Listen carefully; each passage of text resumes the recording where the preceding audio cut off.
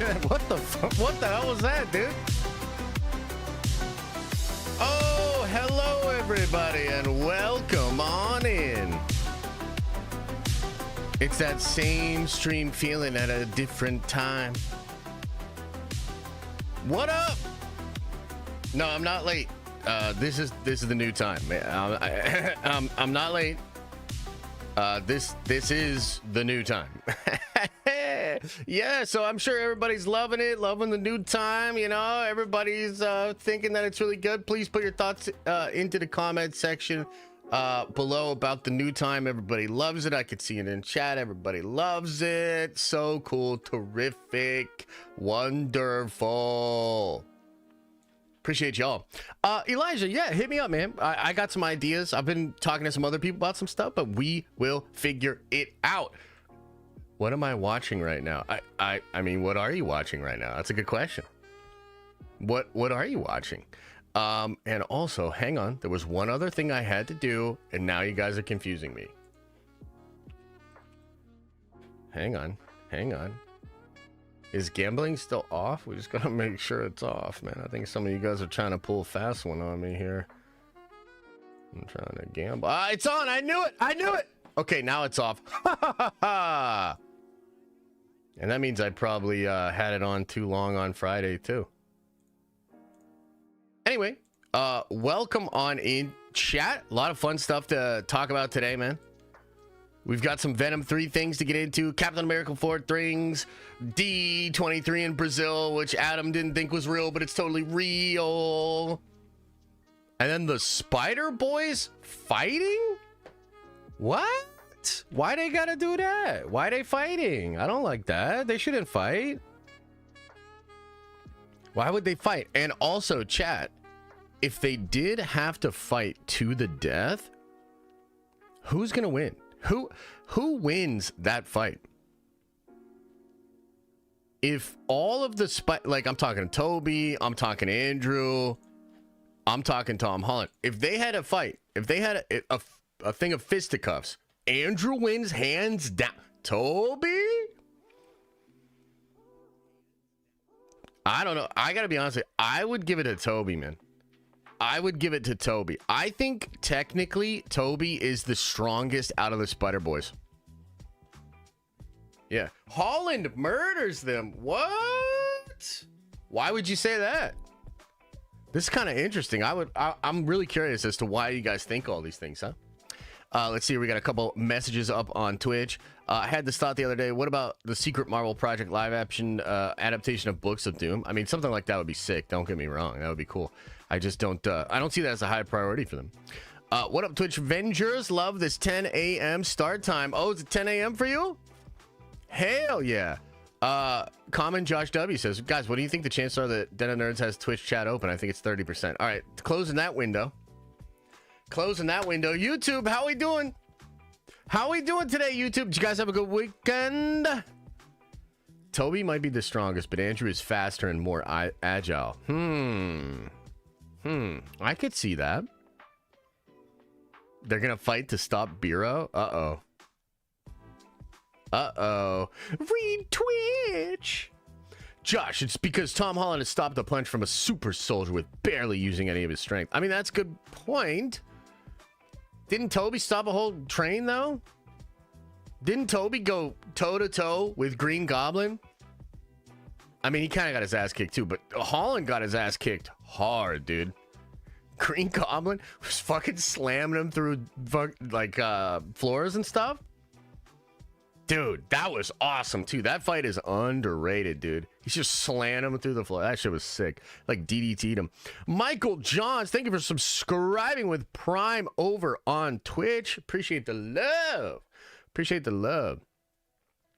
Green Goblin has super soldier serum as well. He literally does, right? In the Toby thing, they inject him, right?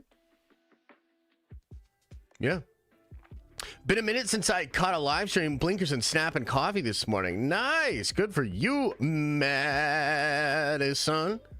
How's the Snap going for everybody? Do we have any Nerd Vengers that have hit Infinite on Snap yet? Just curious. Any of you guys hit Infinite yet? My buddy hits Infinite pretty regularly. He plays pretty good. Justin says I have. Who you got in Tyson versus Paul? Aw, man.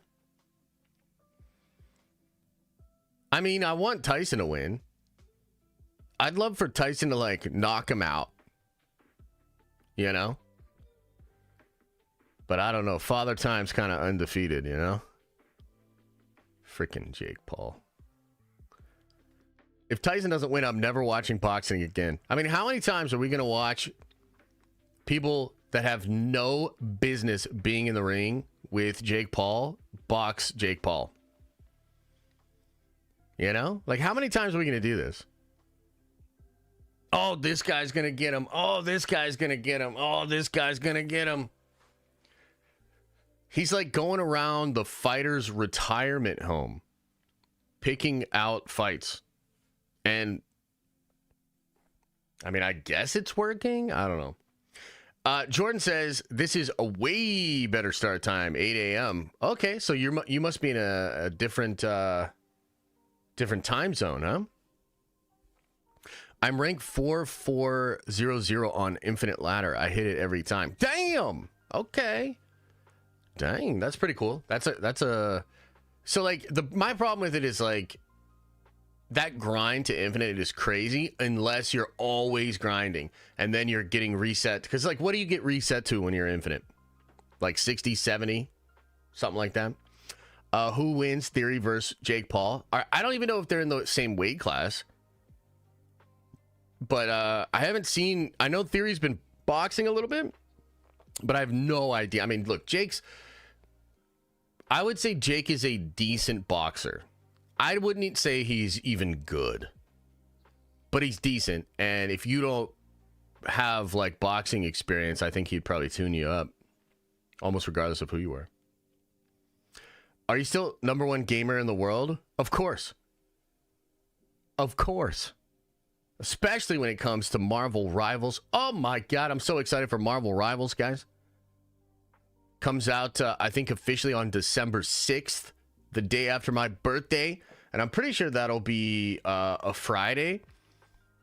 So that Friday, man, we're streaming Rivals all day. I want to try to get ranked in the top 250 by the end of that day. Yeah. #1 ranked Magneto player in the world. Yeah, except, did you guys hear? You probably haven't heard because you're not paying super close attention. But they nerfed Magneto and Scarlet Witch together. Can you believe that shit? Bro, it's not getting ranked. What? You'll eat your words, 00 Ruby Red 00. You'll eat those words.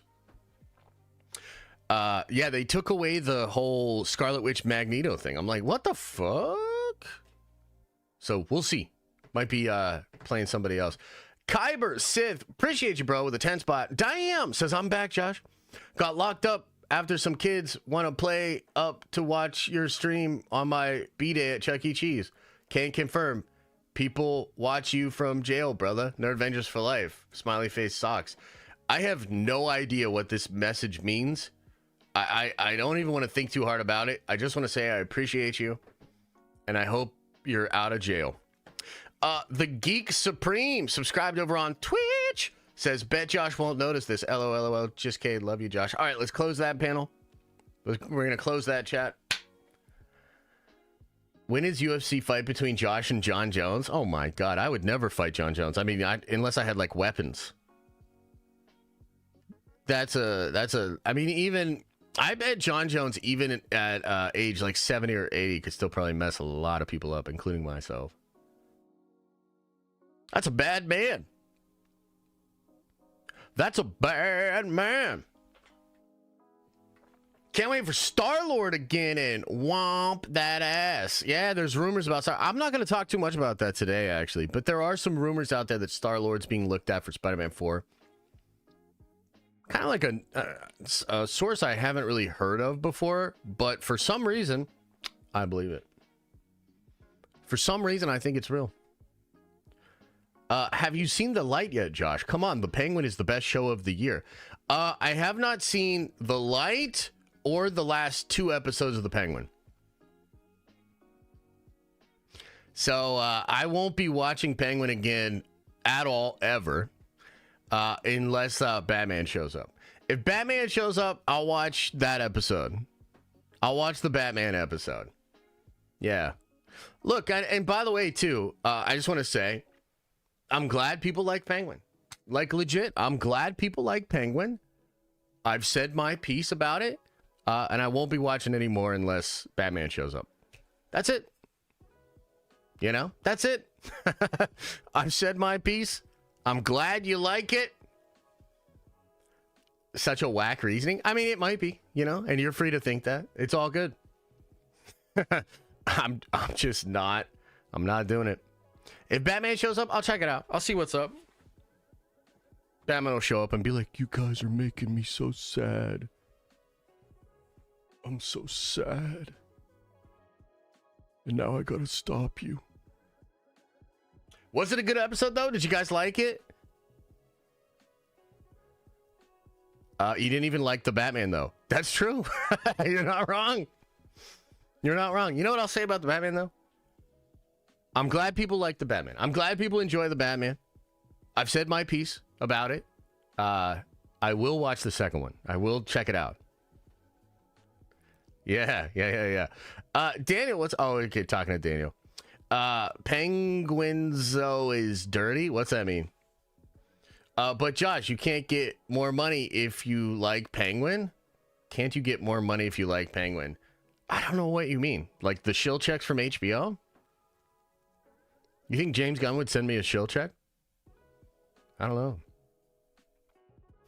That was me with Agatha. Didn't watch unless Wanda showed up. Totally fair. I thought Agatha was a pretty impressive show overall, but it's not the direction I want Marvel to stick with. I actually want bigger shows. I want bigger characters. I want more draw, more of a celebration of all things Marvel. But having said that, yeah, Agatha surprised me for sure. Surprised me. Pretty good. Why are you playing Xbox? I am not playing Xbox. I haven't played Xbox in a long time, but Elisa and Liam play. They play Fall Guys. That's a good game that they like to play together. Sony sent you one then, eh? Oh, dude, Sony! Proving everybody wrong about Venom 3. I love it, dude. Love it. Can't wait to get into that. Talk some Venom 3 with y'all. I originally wasn't going to watch if no Wanda yet exceeded my expectations. I'm okay with a Wanda no-show. Am I okay with it? Yeah. But that, you know, being okay with something is not... I mean, fandom, by the way, is supposed to mean, like, fanatic. Like, you're supposed to be, like, really into it.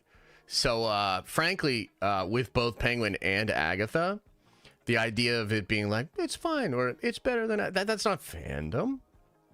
Referring to myself. No, I totally get it. I just think, like, but the only thing I would say is, like, bro, that ain't fandom. You know what I mean? Yeah, it pretty much is your Xbox now. Like, fandom, man. We're supposed to be fanatics about this shit. You know? Venom 3 makes Ant-Man numbers. W Venom 3. W Venom 3.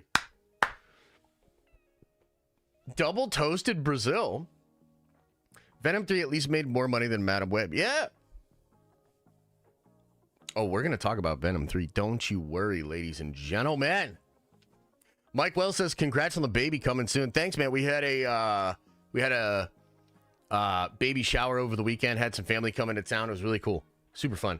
Chillin says, what's up, y'all? Started my new job today. Got to go back to being a replay Avenger for the most part. Still going to throw love in here, though. No Avengers for life. Take my money, Unity. Appreciate you, man. Thank you.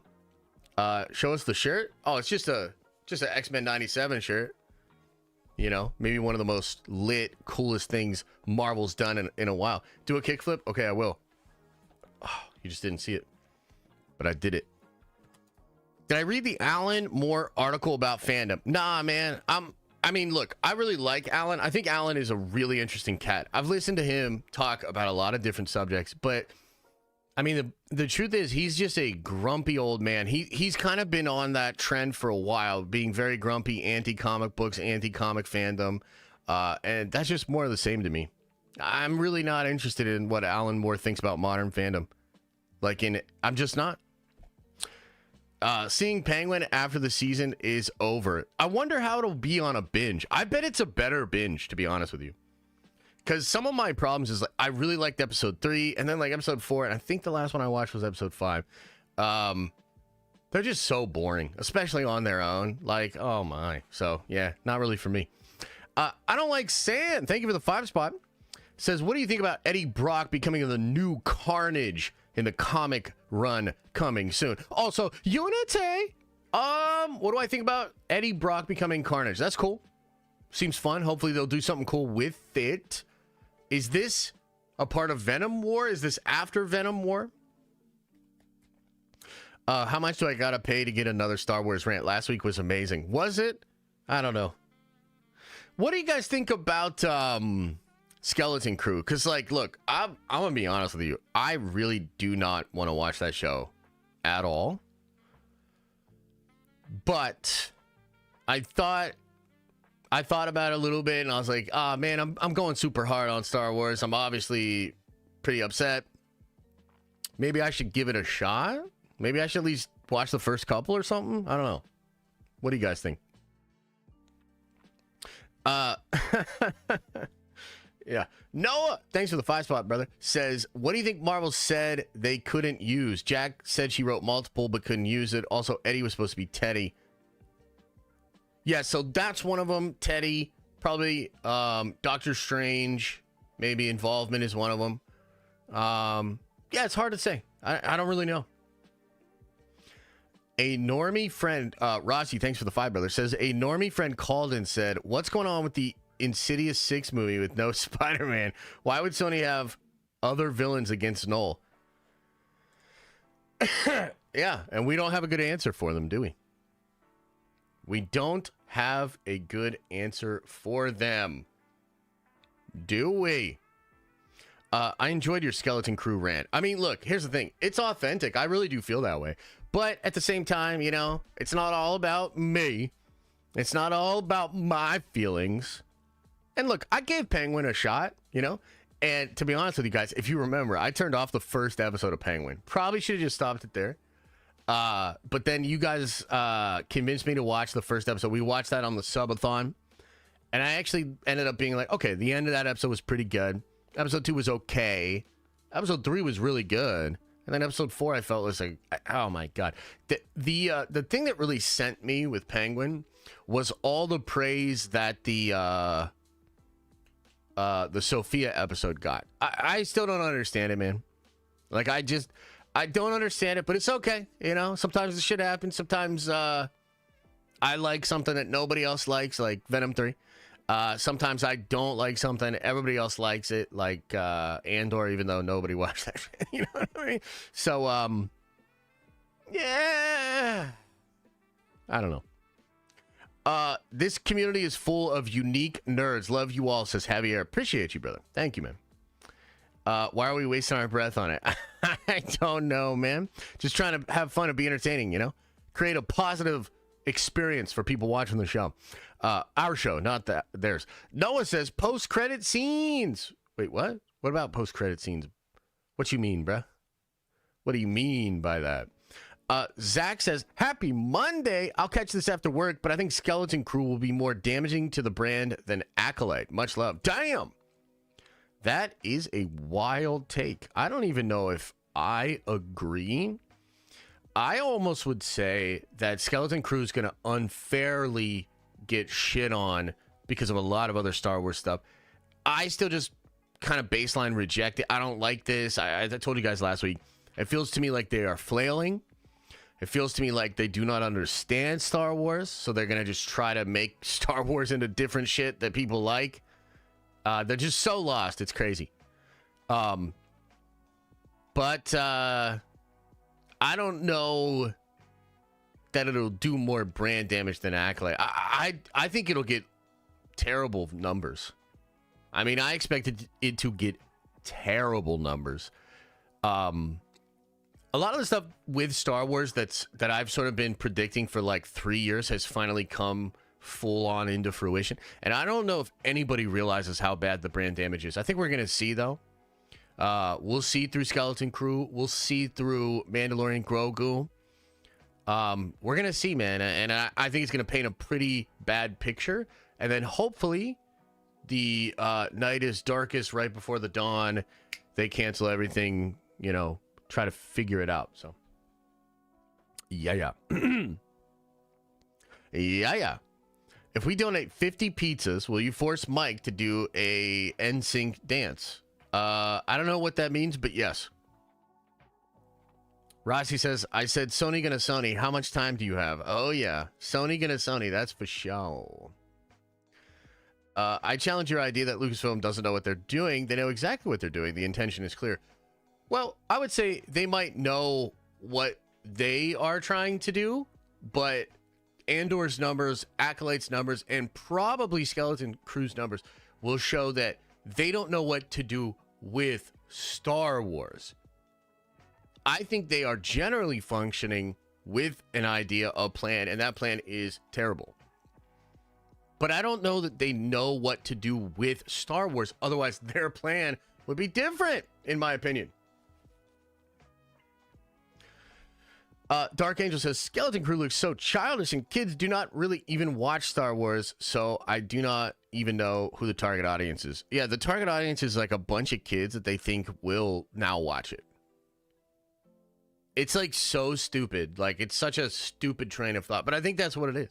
I really think that's what it is they're like, people seem to like Stranger Things.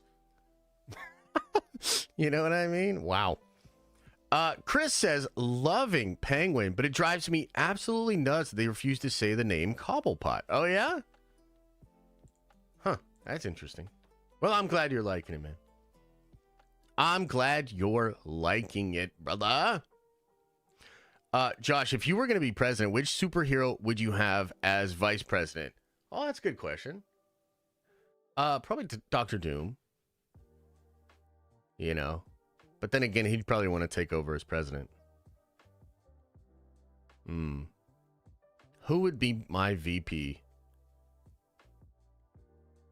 I don't know. Maybe Matt Murdock. If Skeleton Crew has one modern song in it, I'm immediately stopping. You know what's funny is, like, I actually believe you. And you know what's... So this is another thing. Let's not get bogged down in the Star Wars stuff because, like, dude, just pour one out. It's over. It's over, okay? But I will just say that a couple of years ago, I feel like Adam would have said that and people would have said, you're crazy. People would have said, like, oh, what a man-child, you know, or whatever. Whatever stupid shit y'all used to say to me when I was trying to sound the goddamn alarm. But I think now, fast forward to now, I totally believe you, bro. And it's not just you. I think a bunch of people will be like that. A bunch of us will be like, oh, yeah, we liked the OT. You know, we might have even liked the prequels. I don't actually know where you stand on that. But, I'm so sick of this shit. One little thing will turn me off completely from Star Wars. Like, it's wild. And I think a lot of people are right there. I think a lot of people are right there.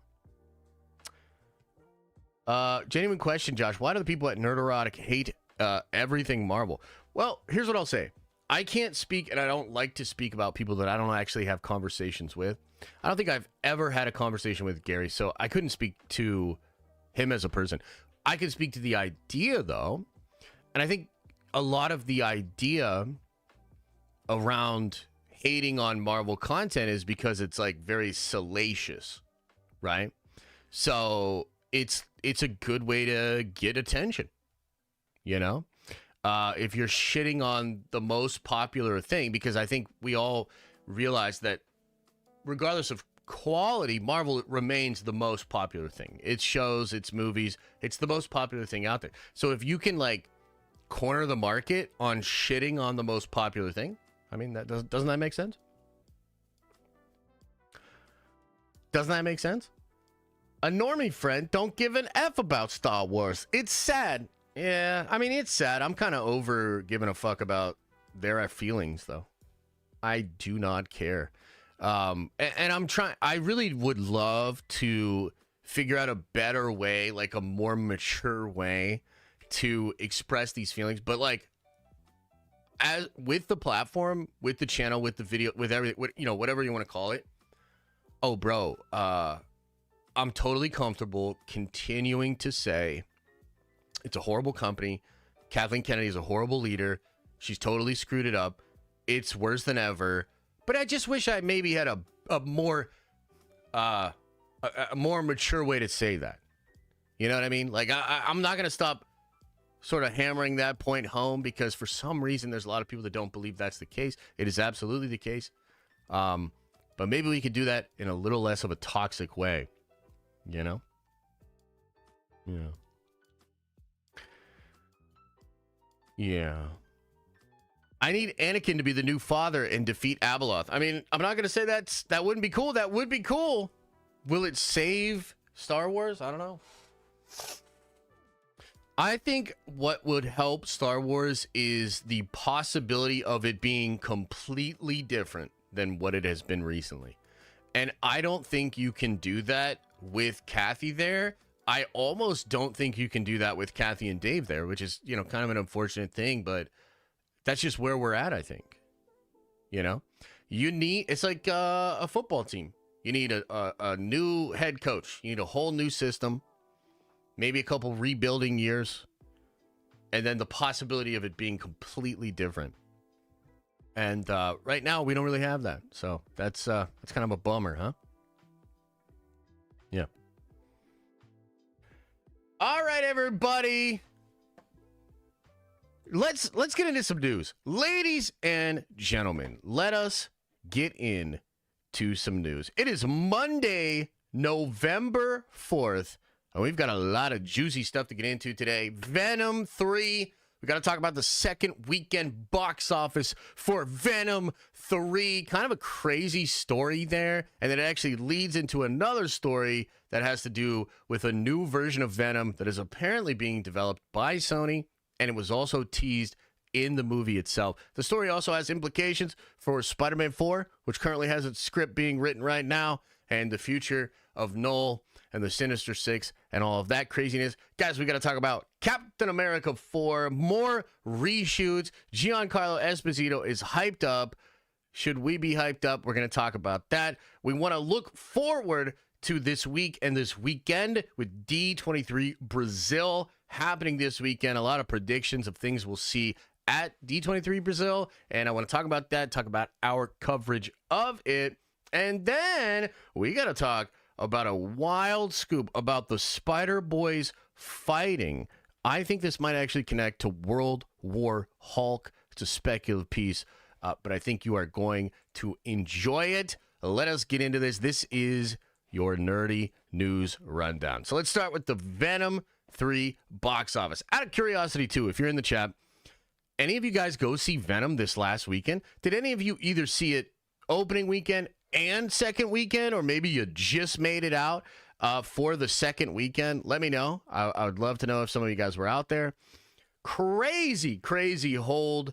I was teasing last week, man. I really wanted a strong hold on Venom.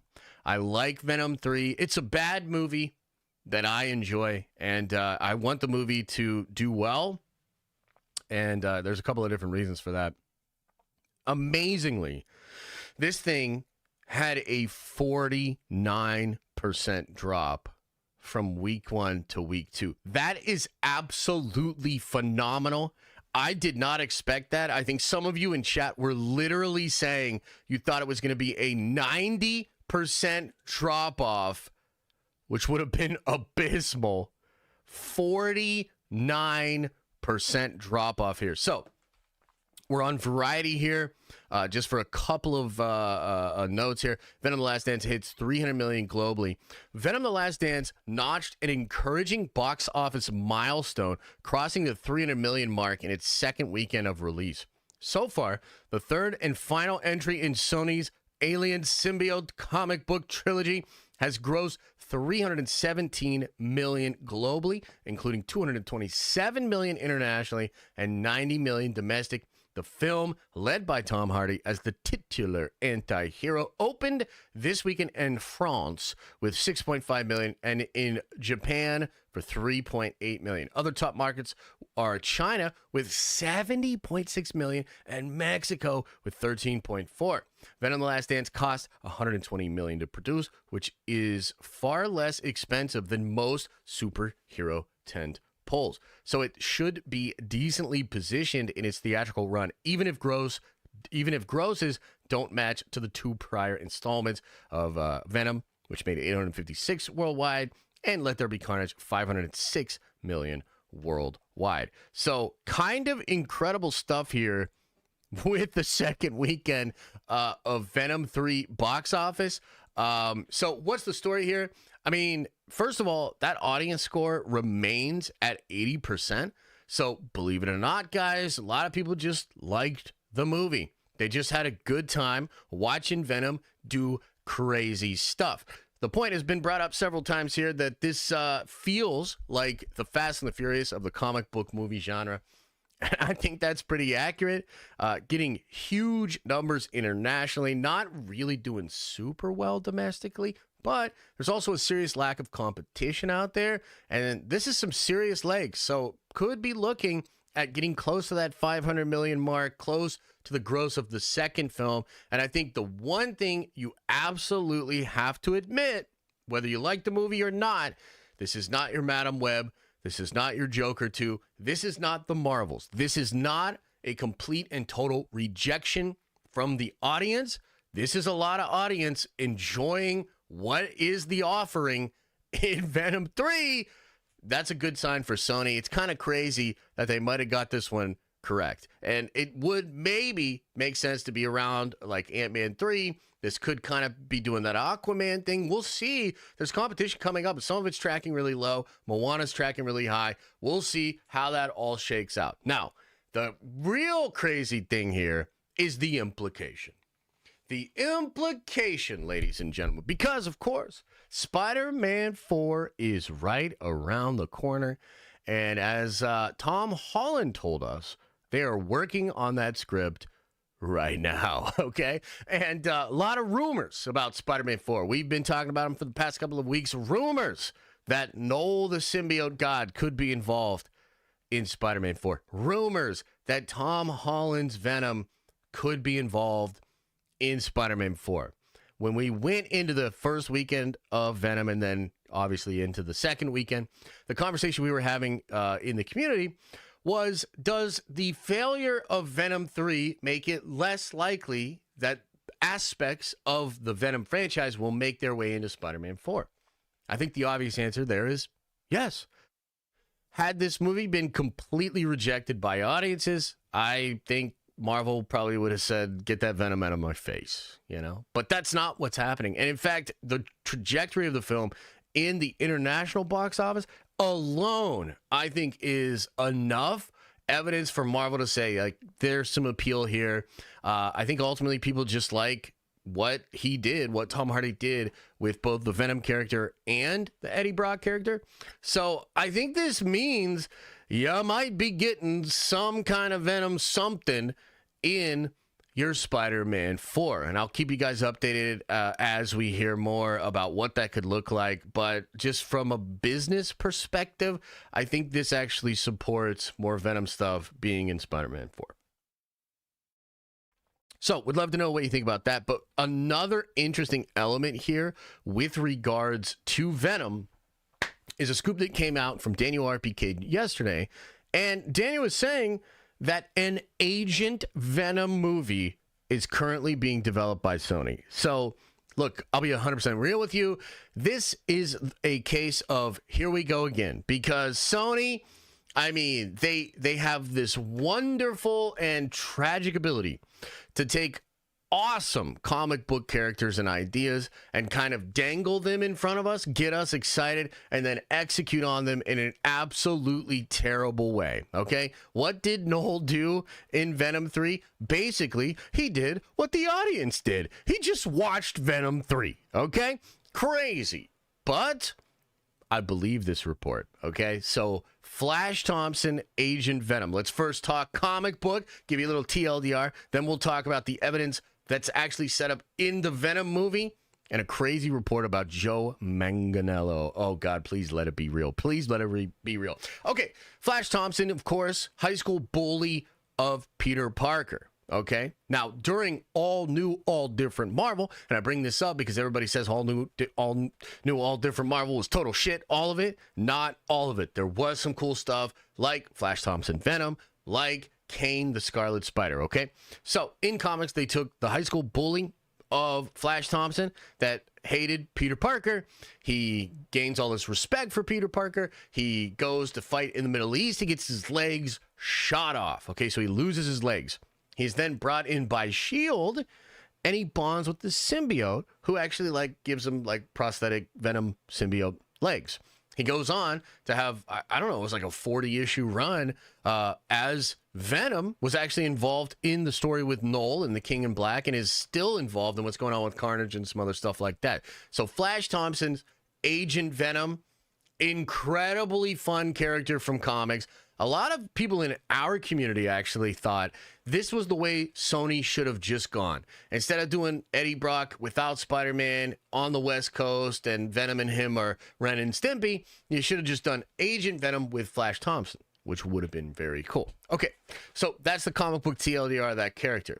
Now, interesting that in the Venom 3 movie, there was actually a dude who gets his legs cut off in the film.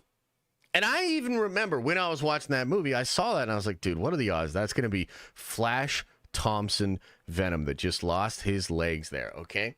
And some people actually found that they literally refer to him as Thompson in Venom 3. So when you go to watch Venom 3 for the second, third, maybe fourth time in theaters, because we all love Venom 3, pay close attention to the call signs that the military dudes are giving out.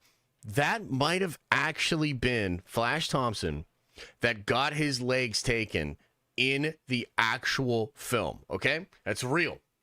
Now, on top of that, there was a report, I want to say last year, that Joe Manganiello was in talks for something Marvel related. Potentially Marvel related, potentially Sony related. And look, we were all really excited about this. Why? Number one, because Joe Manganiello is the fucking man. I'm so excited to see his turn as Crocodile in the live-action One Piece show, which if you have not watched, please give it a shot. It is incredibly fun. I think the One Piece show is stronger than a lot of Marvel shows, DC shows, a lot of stuff that we talk about here. So it's a great show. The character of Crocodile is awesome. Joe Manganiello out there being Joe Manganiello, taking the source material very seriously, and I can't wait to see him in that role. But he played Flash Thompson in the old Tobey Maguire Spider-Man. Yeah, the bully that he like makes look really stupid, Tobey. That was literally Joe Manganiello. Now that was like he was a lot skinnier, you know what I mean? It was different back then, but that's him. That's Joe. And so, oh man, in a world where we are possibly getting the Spider Boys back again, in a world where Tobey Maguire's universe might interact with Andrew Garfield's universe, might interact with Tom Holland's universe, it begins to get pretty interesting. The possibility of Joe Manganiello coming back and being Flash Thompson. I would absolutely love it. Maybe they could go totally random and it's just that guy from Venom 3. I don't know. That seems like Sony too. But they also seem to also go after crazy big actors. I mean, Michael Keaton, big actor. He's your Vulture. Jared Leto, big actor. He's your Morbius. Aaron Taylor Johnson, Eddie Brock is Tom Hardy. Right. So they go after pretty big actors. I think making Joe Agent Venom would be absolutely incredible. So pay attention to that. If there's more info out there, I will follow up with it. For now, it is just the scoop that they are developing Agent freaking Venom. Crazy times, ladies and gentlemen. Okay, let us now shift into Captain America 4 news. This one's pretty interesting too. So, Giancarlo at a Comic-Con. We love it when Giancarlo goes to Comic-Cons. What the hell is this? Error writing, blah, blah, blah, no space left, failed operation, bullshit permitted. Oh, it probably stopped my recording. Okay, that's fine. Are we still live, Chad? Are we still live? Are we still good? I got a thing. Are we still good? Hello? Are we still good? Are we live? We good? Okay, so we love it when Giancarlo is out there talking crazy at Comic-Cons. Well, he was yapping again this weekend. Giancarlo Esposito said that he will be filming reshoots for Captain America Brave New World next week. That would be this week. I'm so excited to put that costume back again, baby. Oh, boy. Okay. So, it seems that Giancarlo is actually excited that he's playing the leader of the Serpent Society or whatever, okay? Seems like he's legitimately excited about that. I mean, look, he looks cool in the trailer. All right. However, this marks 317 different reshoots for Captain America Brave New World. I might be a little off there, but probably not by much. This movie's been shooting for like 5 years. They have done 1 million reshoots on this thing, and apparently it still sucks. Unfortunately, a lot of news from insiders and scoopers is that this movie is testing very, very poorly. Okay. Now, granted, that means that Marvel has data from people that have seen this thing about what they didn't like, why it sucks, and so there is a possibility of them changing it to fix it.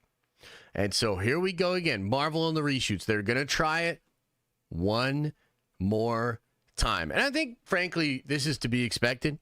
But now we know that you're getting more Giancarlo. So perhaps him going, because according to the last screening, the like rumors and the people that are out there talking, this dude's just normal, base, vanilla villain. Nothing interesting about him at all. He just says some cold ass shit here and there and is just kind of a presence in the film.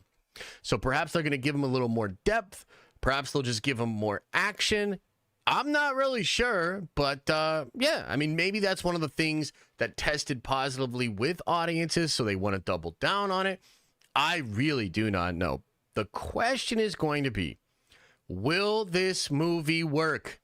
I mean, we just talked about it last week, right? We had Anthony Mackie on Jimmy Fallon talking about being Captain America. He seemed less than enthused to me. And he made a joke about how him and Harrison Ford would say, let's go shoot this piece of shit. Okay? So, in a world where all the rumors of this thing sucks, and you got Captain America literally saying that the Red Hulk told him, let's go shoot this piece of shit. We have confirmed now that there are more reshoots. It just seems like the narrative is real. And the question becomes, will they be able to fix this movie? I really do not know. Maybe what they're trying, and maybe what they could do at the very least, is make it action-packed, really, really fun, and then maybe some of the other elements of it that just are not working and that they cannot fix will go less seen or be less impactful to the experience of audiences. I don't really know, guys, but we always try to keep you up to date on these things. And Captain America 4, going back for the 318th reshoot, maybe the expression I think is the 318th try is the charm or something like that. So we'll see. What do you guys think about that? Let me know. We'll talk about it more in just a little bit. And now I want to shift into speaking about D23 Brazil. Okay. By the way, some people didn't even think this was a real thing. I know CCXP is happening in the beginning of December. That is rumored to be where James Gunn will drop the Superman trailer, which we were talking about and we spoiled all the contents of last week. But that'll drop then. I'm probably just going to be playing Marvel Rivals then. So I don't even know if we'll react to the Superman trailer or whatever. We'll see. But this upcoming weekend, the 8th and the 9th, and I think maybe the 10th as well. They're having a D23 event in Brazil, okay? And there are some people around there saying, yeah, you're not going to get any big announcements. You're not going to get anything big from D23 Brazil. But we have Alex Perez here, maybe the best in the business, saying, I'm hearing the Marvel presentations at D23 will focus on movies, Captain America Brave New World, Thunderbolts. TV shows will focus on What If Season 3, Friendly Neighborhood Spider-Man, and Daredevil Born Again. There will be special guests in attendance. And then it's this blue cap. What does that mean? You think he's talking about Cap? Like Anthony Mackie? Like what do you think he's teasing here? There will be special guests in attendance. So yeah, Mackie will probably be there. I think that's what that means. We shall see. So, as far as Captain America Brave New World, what do I expect? I don't know. Maybe a featurette. Maybe they've actually will have more of the reshoots done, so they show us stuff that we haven't seen yet. Because remember, they literally just signed Giancarlo like 2 weeks before that first official trailer came out at San Diego Comic-Con. He's in that trailer, bro. Like his voiceover begins that. So they can move quick on this, and they could show some of the new stuff if they want to. And I think in a sense, depending on how worried they are about how people think of the film is doing, maybe they do want to show like some new stuff just to really get people excited. I'm not really sure. Thunderbolts, I am really hoping, ladies and gentlemen, that we get some actual stuff with the Sentry. Up till now, we've seen Bob just in human form. I think maybe we've seen a little bit of his darker side almost ready to come out. But I think it's time. We're about 6 months away from Thunderbolts, which just seems crazy, but it's true. We're like 6 months away from that. I think it's time to start teasing out the Sentry. I think it's time to show us a little bit of that yellow energy power glowing, maybe even some yellow eyes, some laser beams coming out of the eyes or something like that. Give me a little something, Kevin. I really need to see some Sentry. So I think that I would expect that to happen this upcoming weekend. What if season 3? Now, what if does actually drop in December? So this is obviously a great time for them to show some stuff, get people excited about it. I'm hoping to see some stuff that really interests me. I will be honest with you guys. What if season 2? I haven't even finished it. In fact, it's the only MCU thing that I haven't finished. And I was a little burnt out on Marvel when it was coming out. I think I watched like 3 or 4 of them, and it wasn't doing it for me, and I just walked away.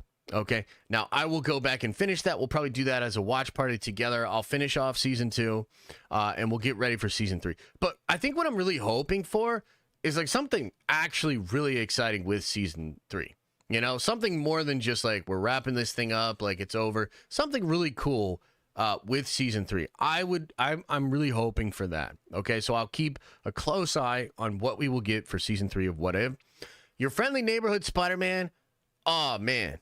We really need some stuff here, okay? What the hell is this show? What the hell is the animation style? Why did you show us like 12 frames of it in the trailer that just dropped last week? Come on, man. I need more of Friendly Neighborhood Spider-Man. Tell me why it's worth my time. Tell me why you're doing this instead of just the 90s Spider-Man that you brought back in X-Men 97. Like, what are we doing here? You really need to sell me on Friendly Neighborhood Spider-Man. Why should I care? And then Daredevil Born Again to close out the show. I mean, I think that just makes sense. It's gravy. They don't have to show me shit from Daredevil Born Again. They've shown a lot already. The action looks absolutely incredible. I think most of us realize what's going on with Daredevil Born Again. It's peak. It's going to carry. The question is it going to be able to carry some of the weaker stuff that is around it? And it'll help Daredevil if some of that stuff's just a little stronger than maybe we're expecting. So my interest is really on What If Season 3. please sell me on Friendly Neighborhood Spider-Man. I love Spider-Man, bro. Sell me on Friendly Neighborhood Spider-Man. And when it comes to Daredevil Born Again, just tell me that it's still like it looked in that big trailer. It's peak, man. That shit's going to be peak. So we're really excited about that. Special guests, I got no idea what to expect for that. I would, I'd imagine maybe some Thunderbolts, maybe Captain America, Sam Wilson. I would really love if we got Bucky and Sam on stage together. Those guys are great together. So that would be kind of cool to have them there as well. Alex is saying, though, no real focus on Fantastic Four. At least he's not reporting any focus on Fantastic Four. So that's kind of interesting. But yeah, that's your outlook when it comes to D23. Again, that will be happening this weekend. I believe it's Thursday, Friday, Saturday, and Sunday. Not 100% sure on that. We will cover it as it happens. I'm not going to be doing a stream of any of the panels. So very likely we will have some stuff to talk about Friday. We'll have some stuff to talk about Thursday, maybe. And then we'll have the whole bit to talk about Monday when we get back into the tower on Monday. So, yeah, that's kind of your outlook on D23 for Brazil. And then just a few weeks later, we will have CCXP, which is supposed to have the Superman trailer and maybe some other crazy stuff. I will, of course, cover that stuff, including the Superman trailer. But I really do just want to play a bunch of Marvel Rivals, too. So we'll see how all that shakes out. But yeah, should be cool. All right, the last official piece of news that we have to talk about today has to do with a scoop about the Spider Boys. We're going to get a little speculative here, okay? The scoop came from My Time to Shine Hello, okay? And she said the Spider Boys, Toby, Andrew, Tom, will be forced to fight each other. Let me see if I can actually pull up the actual tweet here. They will be forced to fight each other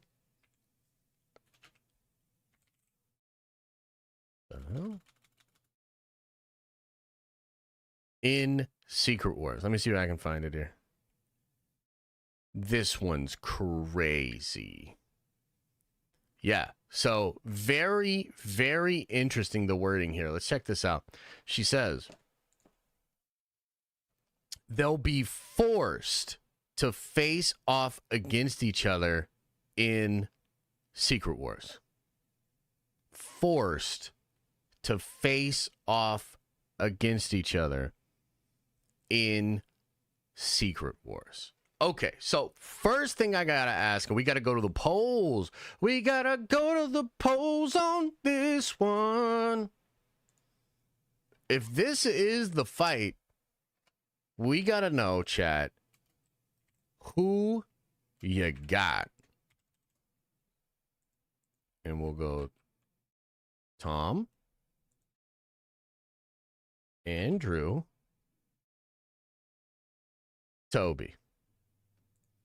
Who you got, chat? Let me know. Who would win this fight amongst the Spider Boys? Let me know. We'll come back to that poll in just a second, okay?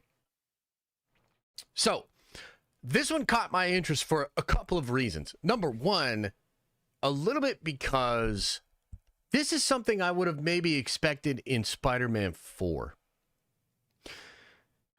It seems like what Marvel is doing is they are setting up Battle World, the space between Doomsday and Secret Wars, as just being in a regular universe, okay? By the way, I have a big video coming out today about Doctor Strange 3 leaks, Blade leaks. Blade might be a Battle World movie. What the fuck is going on? That's crazy. You might get Hawkeye Season 2 as a multiverse project. Check that video out. We go into full details. We're going to go full spoilers. But right now, for this segment, what I will just say is Marvel's solution to the scheduling problem that they have seems to be to make the Battle World universe a regular universe so that a lot of projects that they want to fit in here can just fit in a regular way of shooting.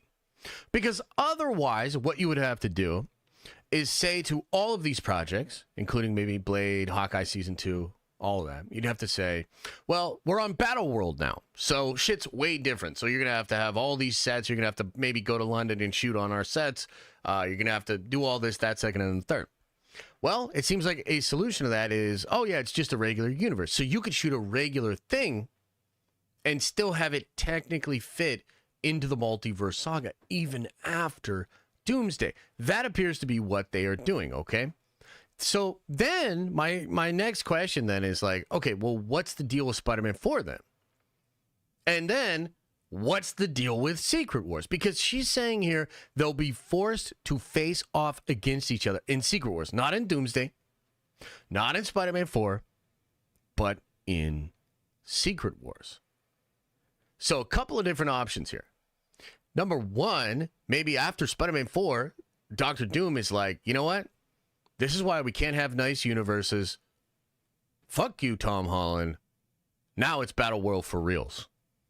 And maybe we get a crazy change after Spider-Man 4. And then when we get to Secret Wars, it's like a whole new world. Okay? But there's another option. This one is really interesting. Do you remember all of the talk of World War Hulk? Do you remember that even around the time of Shine sharing this, she shared a Hulk GIF with like crazy eyes and stuff like that?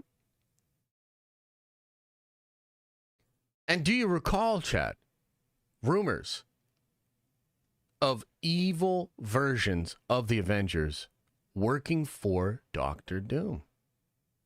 Do you remember? I remember. So how could all of this fit together? Well, if Doom has a new universe, and perhaps he is at the Citadel at the end of time, which, due to the Culty video, I'm starting to think might actually be, I mean, that shit's crazy. Like, Culty really had me on a whole new wavelength after watching that video. Shout out to Culty. So what if a lot of the planets and the places that we've visited in the Infinity Saga are still around?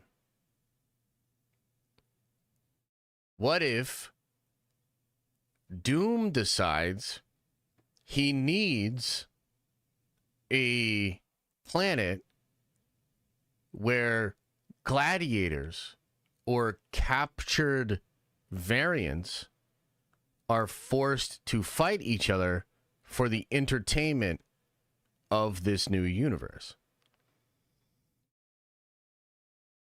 So what if the Maestro Hulk is put in charge of Sakaar?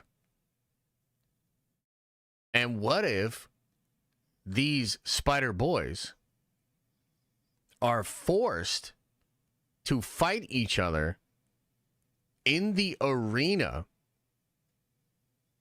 and that is like a gladiator type thing that's going on, and maybe other people are also there being forced to fight against each other? It's just a thought. You know, it's just a thought. For now, it's just a theory. For now, it's just speculation. But I am pretty interested in why they would face off against each other and who would force them to face off against each other. Pretty crazy stuff. So it's a lot of speculation, but I also kind of believe that Secret Wars is going to have some real crazy shit going on. Remember that Secret Wars will shoot 12 months after Doomsday begins to shoot. Probably 7 months after the whole thing wraps. That's a long time. And I speculated that I think part of the reason is because, actor availability, but also I think they're building completely different sets. I do not think that Secret Wars will take place mostly on 616. Right? So I'm just kind of reading the tea leaves here, thinking about some crazy stuff that could be going on. Because remember, guys, what's one of the most fun things about Secret Wars? Having the heroes fight the villains fight the villains, the heroes fight the heroes. X-Men and Avengers did beef a little bit at the beginning of the very first Secret Wars, or maybe it was the second one, I can't remember. And then you've got Doom fighting against Magneto and stealing the Beyonder's power, beating up Galactus, all that kind of shit, right? So, man, if they want to make some of us fans really, really happy, if they want to make me have some fanboy dreams come true, I think we need literal gladiator-esque battles. And we have the different versions fighting against each other. I think that would be incredible. And so for now, I'm just reporting this as speculation. You know, we're just speculating. We're just coming up with some nerdy theories, right? But I also think this could explain how other reports come together. And I think it would be really good. So I'd love to know what you guys think about that. Like, what do you guys think? Let me know in chat. Would definitely want to know what you think about this one. But yeah, I wanted to put it out there. You know, one other thing I wanted to show you guys. Actually, let's talk about this, and then I will share with you another insane theory, because I was doing some theory crafting yesterday, and I think I stumbled upon something that oh man, I just don't know. It seems nuts. Kendall says, the new universe could involve the only important thing from What If Season 2, the World Forge. Dark Strange was going to use it to create a universe. Oh, yeah. I think so.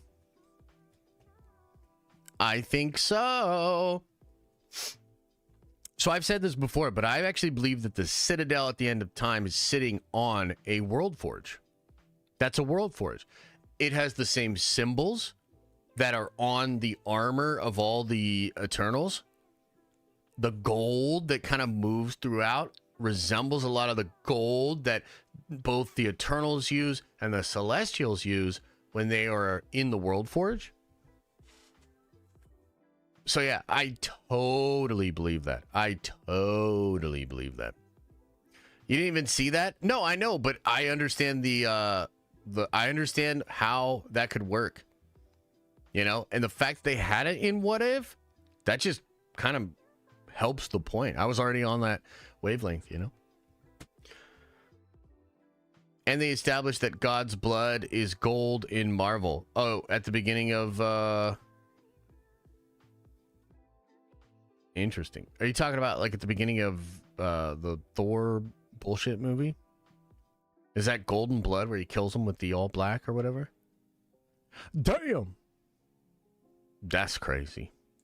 Will Josh pay attention to me over here? Nope. 100% won't do that.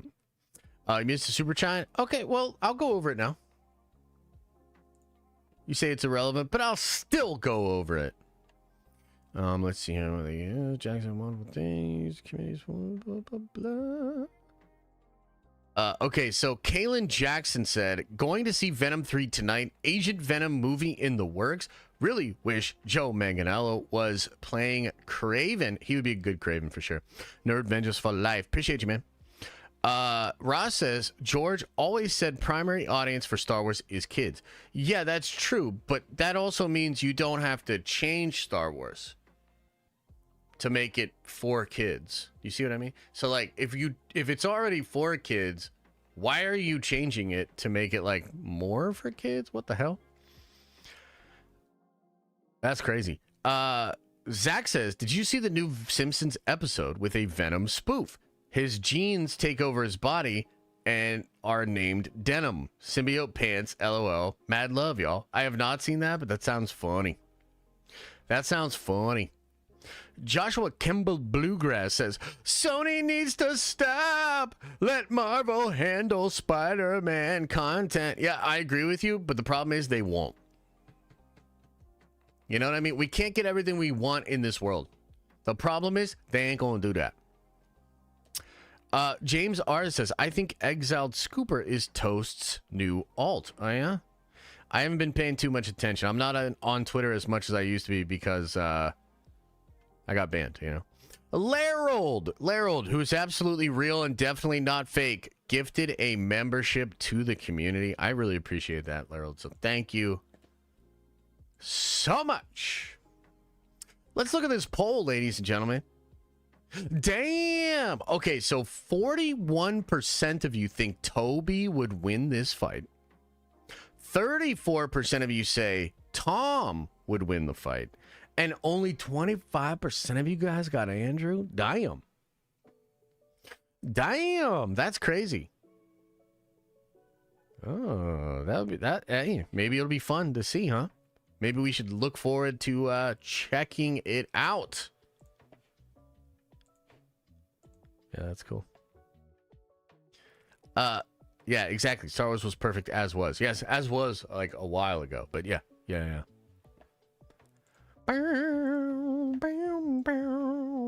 Who thinks I'm fake? LMAO. I don't know, bro. Dude, couldn't be me. Yo, why did you delete Agatha VOD? I don't think I did. What are you talking about? What Agatha VOD are you talking about, bro? I don't know what you spank of. Andrew was saying some dark stuff about how he would get mad and aggressive. I think it would get really dark if he went against his brothers. It's not on YouTube. Oh, you're talking about Friday's stream? I did not delete that. It got taken down because of Jimmy Fallon. Jimmy Fallon was like, I don't like Josh. Yeah, it's weird because like you're on Twitch, Mike. It's on Twitch as well. You can watch it. It's on Twitch. By the way, we will be uploading a lot of these streams, or at least like the news segment of the stream. They're gonna start coming out on podcast shit. So you'll be able to check it out there as well. Also, too, guys, we're live 5 days a week now. I don't know how you guys tricked me into this, but we're live 5 days a week. So guess what? Tomorrow, 1 p.m., we're live. Wednesday morning, we're actually not live because of the election, and I just want to let the apocalypse settle down a little bit. But Wednesday night at 7:30, we're having a member stream, and we're having a town hall. Oh, you got something you want to say to me? You don't like this, that, second, and the third? Or come by Wednesday night. Let your voice be heard. We're having a town hall Wednesday night so you guys can complain about all of the new changes. Yeah.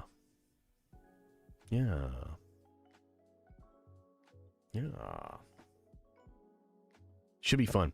Also, thanks to everybody that showed up for the Diamond Lounge on Friday. We did it via Discord. I know it was a little different. I still had a really good time. You know, we kept it real chill. Definitely didn't talk about like aliens, cults, and you know, secret societies and shit. So that was really cool. Shout out to everybody that came out. We will continue to have those. Try to have them once a month at least. Get in there and talk some shop. It was fun. So I appreciate you guys. Oh, the Diamond Lounge sent me on an eyes wide shut deep dive. Well, that's a dark and deep hole. And I hope you enjoy it. Josh, you seem stressed today. That's wild because I actually feel incredible. I'm not stressed at all. In fact, I slept incredibly. I find the new time to be incredible. We had a new routine as a family. I got everybody up. I was very militant. We got we were shining our shoes. We were pressing our shirts. We were out walking single file perfectly in a line. I'm having a blast, man. I'm having a good ass time. No, I really do feel great today, though. This is working out great for me so far. We do have a new morning routine as a family. It's good. It's good to, like, you know, everybody says this, right? Like getting ready, right? You a streamer now. I don't know what that means, but yes. You've heard this expression before, right? Where people are like, "Oh, I gotta get ready." Like, get ready for what? You know, in the morning, right? Do you get ready? Well, what are you getting ready for? For the day. Getting ready to attack the day. So, yeah. Now we kind of get up and we actually all get ready for our day. And we attack the day together. Getting ready to shit talk chat. There you go. Nothing wrong with that. Get ready to take over the world, Pinky. Indeed. I hope we get a Spider-Man and Venom fight in the MCU. Yeah, me too. I think that would be cool. Wait, what? Josh, do you think Feige career with Marvel is on the line with this pivot to Doom from Kang? No. Majority of the fandom are against Doom because they are setting up Kang in a whole phase. Nah, I don't think so, bro. Josh, will you watch Cobra Kai? I don't think so. I don't even think I watched the last season of Cobra Kai. Dude, Cobra Kai season 1, incredible. Season 2, pretty good. Season 3, and it just kind of fizzled. I don't know. Are y'all still watching it? I'm not feeling it anymore, bro. You know? Like, that first season, I think, is the best. Because that was the one... Didn't they do that originally on YouTube? Dude, the YouTube season is, like, incredible. The Netflix seasons were decent. Like, there's a lot I liked about what they were doing. But, I don't know. It just didn't hold my interest. Yeah, it was YouTube Red. Yeah. Hey, by the way, this week, I think it's over the weekend, the second season of Arcane comes out. Yo, Arcane is lit, man. If you guys have not watched Arcane, check it out. It is incredible. Incredible show. I'm very excited for the second season. I think it's going to be dope. So good. So good. Okay, guys. I don't know. What else do we want to get into today? I don't know. We might have a shorter one today. I don't know. I'm not trying to say like, oh, I'm out, I'm bailing. Oh, but we might have a shorter one today. There is something that I wanted to go over though. Okay. I have one video idea I wanted to watch with you, and I think it would be really cool. Is there anything else you guys want to check out? MCU reboot. Let's talk about Hawkeye season 2. Okay, what do you want to know? What do you want to know? Typical. What? Typical what? Pedro's stash. I can't believe that President Ross doesn't have a mustache and Reed Richards does. Like, if I could go back in time to, like, Josh that just watched Iron Man 1, and I'd be like, when I come out of a portal, I'd be like, oh, yeah. You can bring in some P.O. Box items. Yeah, let's do that. Let's open up some P.O. Box stuff. So I would go back to that version of Josh, and I'd be like, Josh, in about 10 to 15 years, Reed Richards will have a mustache. And I'd be like, what the fuck? And then I would be like, and the Red Hulk will not. President Ross will not have a mustache. And I'd be like, no, they're fucking up the mustaches. Mm-hmm. Yeah. What if Toby and Andrew are fighting Tom with the symbiote suit? Oh, I think he would crush them. I think he would dominate them. What do you guys think? The Ranch Vengers? Oh, God. Oh, God. Josh, how many texts a day do you get about the election since you're in PA? Not a lot, actually. I blocked all those people. I'm pretty sure I got them all blocked. Yeah, I don't really get shit. I think I got like 1 or 2.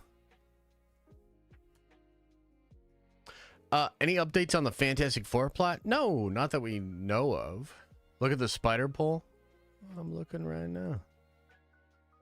It's pretty close between Andrew and Tom, actually. And then Toby is in the lead by a pretty good margin.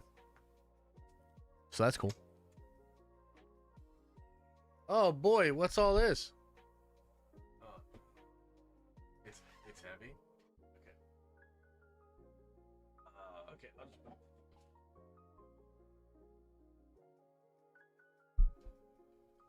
Should we really do this live, or maybe I should like make sure everything's chill? Should we do it live?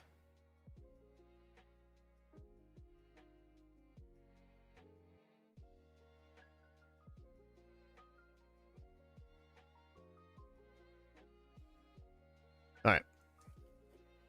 We'll do it live. We'll unbox this stuff. Then I got a video I want to watch with you guys. It's actually a Star Wars video. So if you're a Star Wars fan, look out.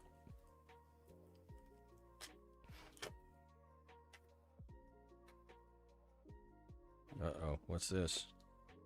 Some kind of shirt. Oh, no. Oh, no. So, I wonder who sent me this.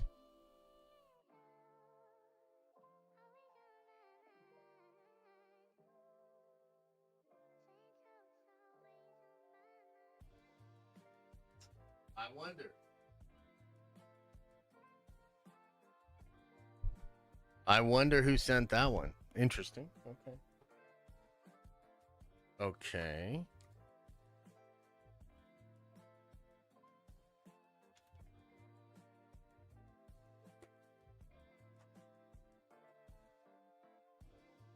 All right.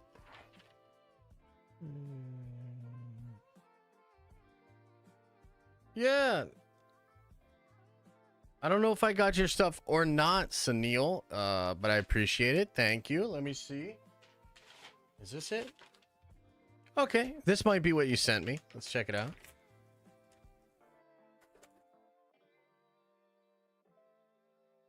Let's check it out.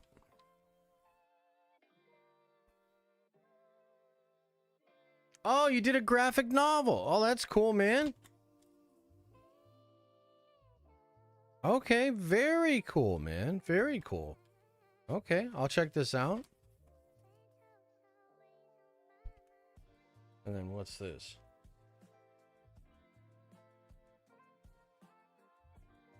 Oh, okay. Olympic Rebirth. I don't know what this is. DC One Shot? Okay, cool. Appreciate you, man. Thank you very much. What? And you sent me $21. Okay. Oh, thank you so much. That's very sweet, man. Yeah, man. I am absolutely certain we will meet someday, brother. Thank you so much. $21 for Athena. That's going right in Dad's pocket. You don't get nothing, lady. All right, hang on. These are going to be a little more difficult to open here. Hang on. Hang on, chat. Hang on.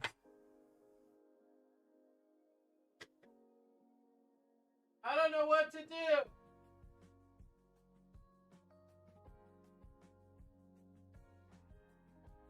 I'll use this.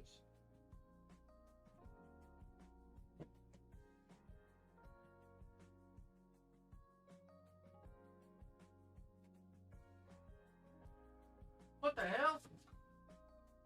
Body pillow? Is that for the shin baddie thing? Oh my god. Oh my goodness, Cool Bear. Yeah, from...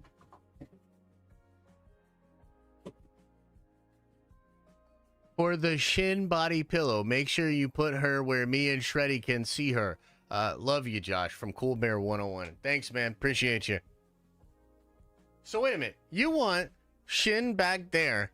Wait, where's Shin at? Oh, yeah, she's still back there. You want Shin back there and you want the Shin body pillow? That's a lot of demands. That's a lot of shin.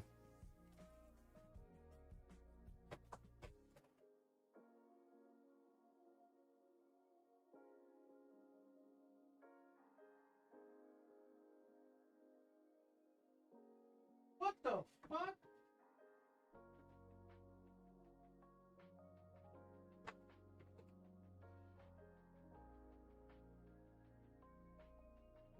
The fucking box of ranch.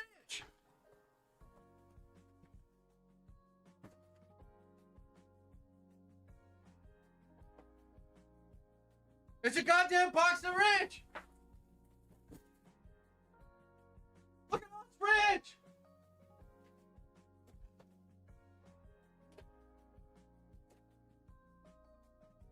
What the hell?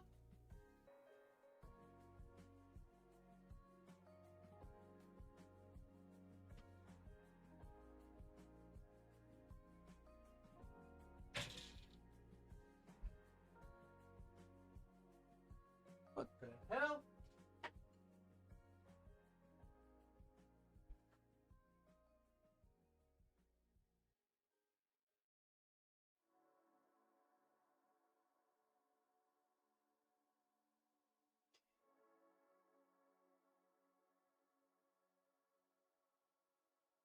What the hell am I gonna do with all that range? I'll tell you what I'm not gonna do.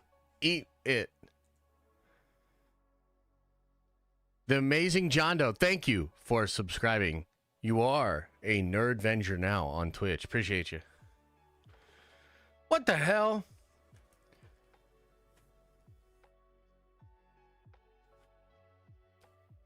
A Shin Hottie. Bro, what are you guys going to do if she gets killed off in first episode of season 2? You know? What are you going to do?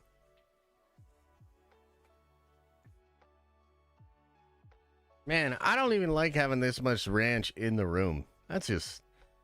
Oh.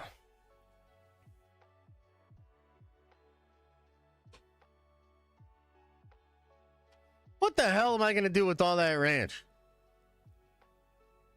You know what I think I might do? Okay, chat. Does this sound like good or bad idea? We fill up the bathtub with ranch. And we take the Shin Hottie body pillow. And toss her in there.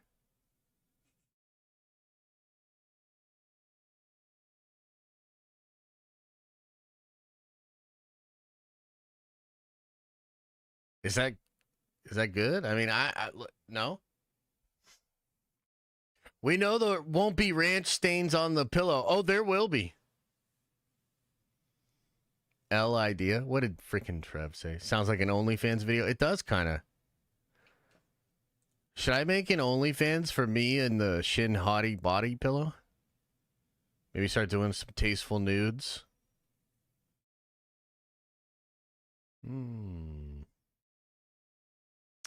Interesting. Well, thank you everybody for sending me all this cool stuff. Some of it I liked, a lot of it I hated.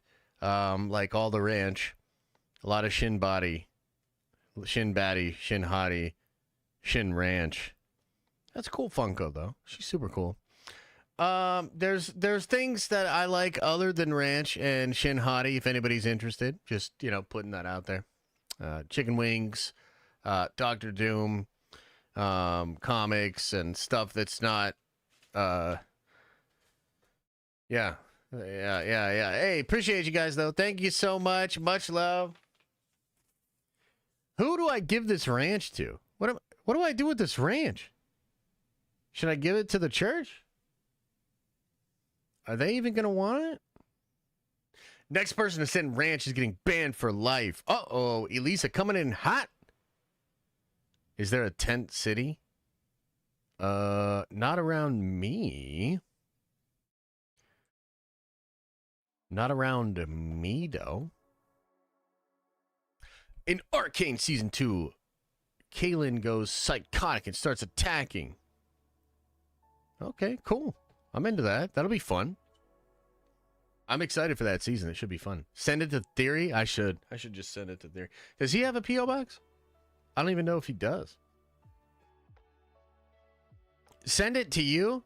Maybe I'll bring it to the meetup. Send it to RDJ. I should. And then see if he'll sign it. Yeah, we can do that. Send it across the pond to Paul. Do they have ranch in England?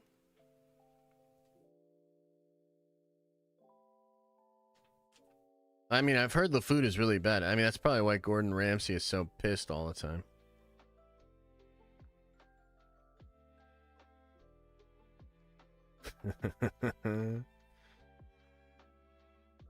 You should send one to every person you know. Oh, God. Put a Unity sticker on it and sell it. There you go. Ranch is too spicy for Great Britain. That might actually be true, yeah. That might actually be true. All right, let's watch this video. Wait, hang on. Let me see here. Tim O'Brien says, I think Cool Bear is a simp lord. Yes, and also, I have to make a confession. I think you already know this, Tim, but I gotta make a confession here. So, Tim won the Doctor Doom one-shot comic. Okay, we did I think it was all around July. This was all around when RDJ was announced as Doctor Doom, which all that shit should be sent out soon. Obviously, we're not great at shipping stuff out. My bad. But for the longest time, I wasn't saying anything to Tim because we lost the comic. So I think it was sitting somewhere, and I was like, oh, I don't like that. That's not a safe place. Because it's a really valuable comic, right? And so we took it somewhere, and I put it somewhere to be safe. And I could not remember for the life of me. And so we kept trying to find it. We were like, what the fuck are we going to do? Am I really going to go spend $100 to get this comic to ship it out to him? You know what I mean? We're trying everything. Finally found it. Elisa found it when cleaning yesterday, or maybe it was a couple days ago, and we were like, hallelujah, woo, dodged a bullet on that one. Because I didn't have the heart to tell Tim. I didn't want to be like, Tim, I lost your comic, bro. You know that dope ass Doctor Doom comic that you were really excited to win? I have no fucking idea where it is. Didn't want to say that. So we found it, man. Hell yeah. Hell yeah. Are you watching Creature Commandos? Hell no. Hell no. Did I see the Doctor Doom event in Fortnite? I mean, I did. Is there a new one? Because maybe not. Maybe I haven't seen the newest one. But yeah, I've seen it. I seen it. Okay, so I have a video that I want to watch. Okay, I have a video that I want to watch. We talk a lot about Star Wars over here. Not as much anymore. We used to talk about Star Wars a lot, okay? I found this video that talks about the Clone Wars and how different the Clone Wars were before George changed them with the prequels. And I thought this would be such a fascinating watch because even in our community, we have a lot of old heads in this community. So there actually probably are a lot of you in here that went through the release of the prequels. And there's probably a lot of people in here that didn't. You were either too young when the prequels came out, so you didn't realize how different they were. Or you grew up, the prequels had been out, it was all just Star Wars to you, and you watched it, and you didn't really get it. You didn't appreciate why people hated those movies so much. And so I thought we would watch this video. I have not watched it, so I could be way off. Maybe this video is not what I think it is, but I thought this would be really cool for us to watch as a community. So this is called the original Clone Wars were way different, It is on a channel called Corey's Datapad. 9 months ago, over 600,000 views. This is a good video. People are saying it's good. So I thought it would be cool. Let's watch it together. Tim O'Brien with a 10 spot. Hey, I appreciate you, brother. Says, Josh, LMAO, it's all good. No worries, man. I'm glad you found it. Elisa, let me know it was getting shipped out soon. I appreciate it. Can't wait for it. Nerd Vengeance for life. What's the R? I always forget what that is. Doom Vengeance for life. Doom Unity. Appreciate you, brother. Thank you for your patience, man. I'm glad we found it for you, too. I was so happy when we did that giveaway stream and we gave away all the Doom Funko Pop. I was so happy. I was so happy because the very next day after San Diego Comic-Con, we went out as a family. We bought up a bunch of Doom stuff. And it was for you guys, you know? But I love that shit. I love giving that shit away, having fun with you guys. So it was cool. Appreciate you, bro. Okay, let's take a look. Maybe this is pretty good, you know? The YouTube audience seems to think this is a really good video. Let's see for ourselves. By this point in the 2020s, the Clone Wars are arguably the most extensively explored period in Star Wars, thanks to the prequels, the Clone Wars multimedia project, the Clone Wars cartoon, other books, shows, and just about every other possible type of media. But for a long time, their exact nature wasn't really solidly known, and the published material of the expanded universe gave some wildly different ideas for what they would be than what we ultimately got. Buckle up, chat. It's time to learn. The storytellers of that expanded universe material weren't actually allowed to explore the Clone Wars period directly in their stories, instead leaving that open for George to explore himself if he so chose. But references to the Clone Wars period and the rise of the Empire, directly or indirectly, were very common in books, source books, and comics.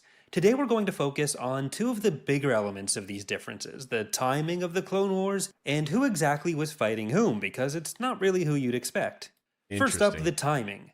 As we now know, the Clone Wars began with Attack of the Clones set in 22 BBY, or years before the Battle of Yavin, and we also know the war ended 3 years later, alongside the declaration of the Empire and the beginning of the Jedi Purge. But every element of this had received a different depiction earlier on. Novels published by Del Rey in their first run with the license from 1976 to 83, and then Bantam Spectra, who had it from 91 to 99, when Del Rey regained the license and the Phantom Menace released, all tended to follow a similar timeline, where the Clone Wars took place about 10 years earlier than they actually ended up being set, which throws off the age of some Legends characters, and also involved the declaration of the Empire and the fall of the Jedi taking place over a few years in its aftermath, as opposed to being immediately at the end of the Clone Wars. Okay. The X-Wing books have a museum visited by... Oh, these books were so good! They were so good! ...by Wedge Antilles on Coruscant, hitting at the latter bits of that. According to the museum exhibit, after the resolution of the Clone Wars, the Jedi began to move towards an open grab for power.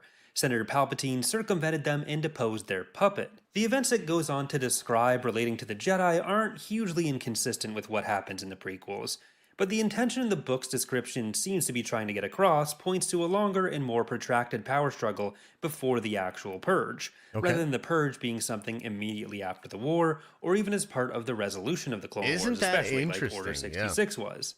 On the other hand, the references to the removal of a puppet leader after the Clone Wars and before Palpatine's rise to power, or being part of Palpatine's rise to power, support this interpretation of a longer period even further, I think. And it does present a bigger contradiction than the statement about what happened to the Jedi. Even worse, the exhibit says that Palpatine also never liked or subscribed for more videos, which is something you can do right now. Oh, how clever! What a clever call to action! One of the clearest ways to track the period of the Clone Wars as the expanded universe authors believe they'd look is the age of Corran Horn and his father Hal Horn, as stated in the X-Wing books, and also the standalone novel retelling the Jedi Academy trilogy from Corran's perspective, I, Jedi. Hal Horn's father, a Jedi named Neja Halcyon, was said to actually have died shortly after the Clone Wars, when Hal was 10. Corran himself is about 24 or 25 in Rogue Squadron, which means he would have been born in 18 BBY, the year after the Clone Wars ended, according to the final timeline of the prequels. Hal therefore would have been about 11 when he had Corran. 11-year-olds with kids is not exactly standard practice, but it does line up perfectly with the author Michael Stackpole thinking the Clone Wars were about 10 to 20 years earlier. Yeah. You'd then have the more reasonable situation where Hal has Corrin when he's between 21 and 31. There's another reference by Stackpole later on in the X-Wing books where Corrin is within another part of the museum relating to the Jedi, saying, quote, "A Jedi museum. Everything pertained in one way or another to Jedi Knights and Masters, with the vast majority of them having served in the Clone Wars. Just over 40 years ago, all of these people were alive." Obviously, this isn't a clear direct statement that the Clone Wars were 40 years before, which would put them at least at 37 BBY, since it's saying those people were just alive at that point, but that's incredibly pedantic, and the number does come up elsewhere, which we'll get to next. First, I do want to clarify that a lot of this was of course based on expectations set up by George in the original trilogy, or other plans he may have had influencing what would or wouldn't get approved for publishing, which ultimately changed as he decided more solidly what he wanted to do with the period. Something that was well within his rights to do. The authors weren't exactly given a lot to base their work off of, so they kind of just had to make whatever inferences they were allowed to, and a lot of times they were building off each other. Sure. At a time where franchise storytelling with one continuity between different media types like this wasn't really That game was sick. common, and where it wasn't really a concern for George personally compared to telling the stories he wanted to tell, it's not surprising that you'd end up with these kinds of discrepancies or changes as time goes on. Any solid details you try to give about a story which hasn't been told are going to be at risk of being overwritten. I'm just focusing on the examples I am because they're the ones that gave the most solid numbers for us to look at compared to what we got later on. You should still, of course, go and read the X-Wing books. They're very good. They're very Another good. place the 35 to 40-ish BBY Clone Wars ending timeline is supported is the Thrawn trilogy, where in Dark Force Rising, Leia is trying to find out when the Nogri world, Honoghr, became polluted, originally thinking it had been a recent change. Quote, "Leia put her hand against the smooth wood of the genealogy chart, her knees suddenly feeling weak with shock. 44 years. Not the 5 or 8 or even 10 that she'd assumed. 44. It didn't happen during the rebellion," she heard herself say. "It happened during the Clone Wars." Considering Dark Force Rising takes place in 9 ABY, this puts the Clone Wars in the Thrawn trilogy's depiction at least having started in 35 BBY as opposed to 22 BBY, meaning the Clone Wars here took place at least 3 years before even the Phantom Menace took place. And yes, this means we basically just use carbon dating to figure out the Clone Wars timeline, giving us a pretty precise number for a date which Leia is explicitly saying was within the Clone Wars. Something that's very handy for us, but like I said, a risk that went along with transmedia storytelling in the 90s. That general period comes up once again in yet another of Timothy Zahn's books, Vision of the Future, which takes place 10 years after the Thrawn trilogy. Talon Card says at one point in the book, "The story of George Cardass goes back about 60 years, to the Clone Wars era, and the chaos that it brought on the galaxy." Of course, he says about, so he's not being exact, but exactly 60 years before would have been 41 BBY, Talon a whole Card 2 was decades badass, before the too. established Clone Wars. You can also use his use of the word era as a way to make this statement work a bit better with the timeline we ended up This is when Star Wars was good. getting. But again, this isn't about pointing out discrepancies for their own sake, it's just about trying to get a sense for what the authors thought the period was like at the time. And it's something that isn't necessarily consistent between all books and all mediums. For example, the early Marvel comics take yet another approach to the timeline of the Clone Wars. Marvel Star Wars issue 68 was actually released half a year before even Return of the Jedi, so some details from the original trilogy weren't even established yet. In this issue, a Mandalorian named Fen Shaisa references being sent into the Clone Wars by Mandalore on the side of the Emperor, who was setting up his empire concurrently with the Clone Wars, and that he first became familiar with Leia during briefings on the Empire's enemies. After that, he references the war finally ending. Since Leia is not just alive, but an active participant in the galaxy's activities, this means the Clone Wars have to take place much, much later than both the events of the novels and the events of the prequels. It also gives a different interpretation of Mandalorian involvement with both the Clone Wars and Empire than we later got in basically any portrayal. But a lot of that got handled through direct retcons later, and the Marvel comics were always kind of seen as a lower tier of canon than pretty much anything else. The issues with the timeline there were never really attempted to be addressed, and I think it would be pretty difficult to address that. This also does give us a pretty good jumping off point to get to the other topic of today's video though, exactly who was fighting who in the Clone Wars. Well, we know the Clone Wars were between the Republic and the CIS now, with clones on the Republic side and droids on the CIS side, along with a vast array of local forces you would see in any given theater of the war. Yeah, The early okay. depiction of the Clone Wars tend to reference it as though the clones were a menace to the galaxy, unleashed by their clone masters and used to assault the Republic, Interesting. while also regularly going mad and driving up the destruction of the war through that madness.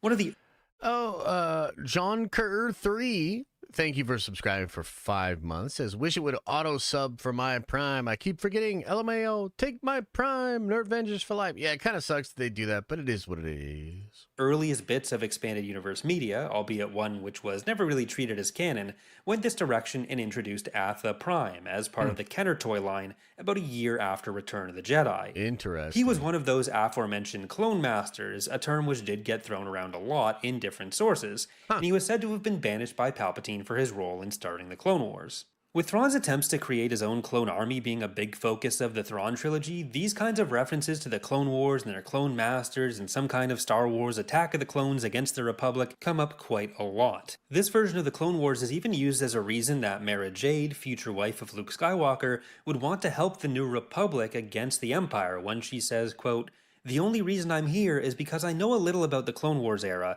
and don't want to see a bunch of cold-faced duplicates trying to overrun the galaxy again," end quote. This idea was That is also so used as the cause different. behind a stigma against clones in the galaxy, with cloning being kind of a taboo technology and clones being at best second-class citizens.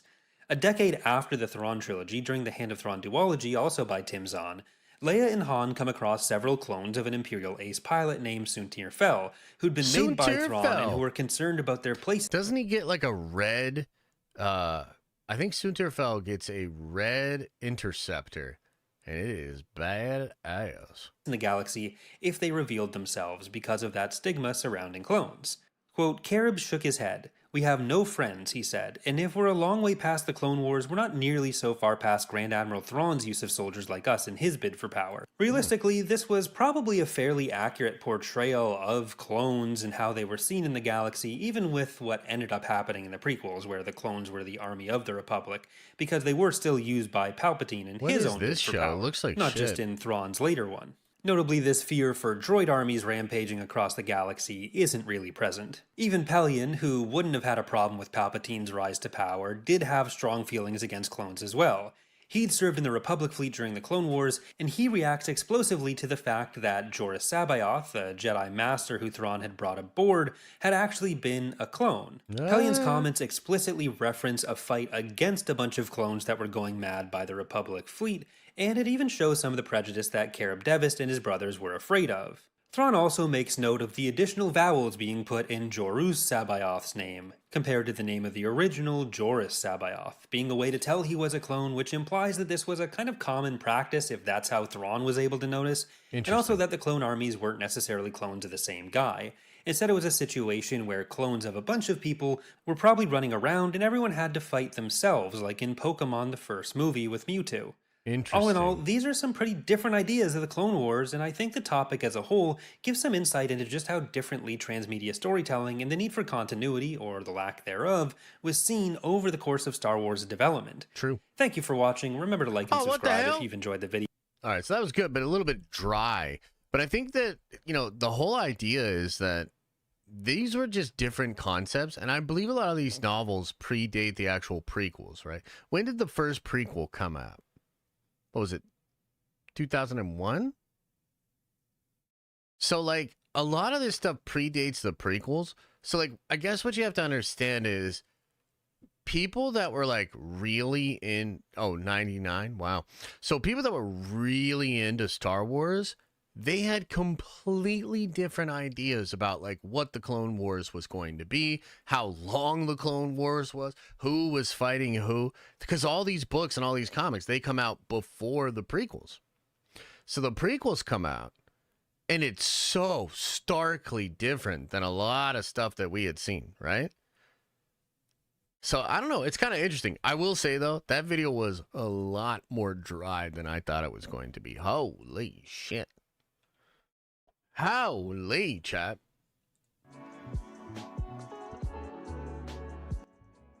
That's pretty good, though. That guy's good. What are some of his other things? Let me see here. me see what else he has going on here. Definitely getting some good stuff going on. Interesting. Interesting. All right, maybe I'll check out some more of his stuff. That's kind of cool. That's kind of cool. Okay, what else is going on? Is there anything else happening in the world? Anything else we should be talking about before we get out of here? I know it's a little bit of a shorter stream today, but we'll be back at it tomorrow. We will be hiding from everything Wednesday morning. And then we'll be back at it Thursday, back at it Friday. Make the Den of Nerds Star Wars again. Well, Star Wars would have to be good again. Talk about Warhammer. What about it? What about it? We're trying to get a Warhammer thing going on in the next couple of weeks with my buddies, so we can play some Warhammer together. That would be sick. Hoping it happens. And it's hard when you're adults and you all have families and stuff. It's like hard to get the boys together, you know? It gets harder and harder. It gets harder and harder. Back in my day. Although we did play some Space Marine 2 over the weekend. That was really fun. I had a blast doing that. For sure. When is the next season of Invincible? Next year sometime. I don't remember offhand. Anybody in chat know? Anybody in chat know? Who's winning tomorrow's? The CCP asks. Yeah, I bet you guys would be pretty interested. I don't know. It's pretty close either way. Flip a coin. Pretty much how I feel about it. I want to play some Tony Hawk 2 on the same TV with my buddy. Oh, that would be fun, man. That would be super fun. Warhammer on Tabletop Simulator. Yeah, I play pretty good on that.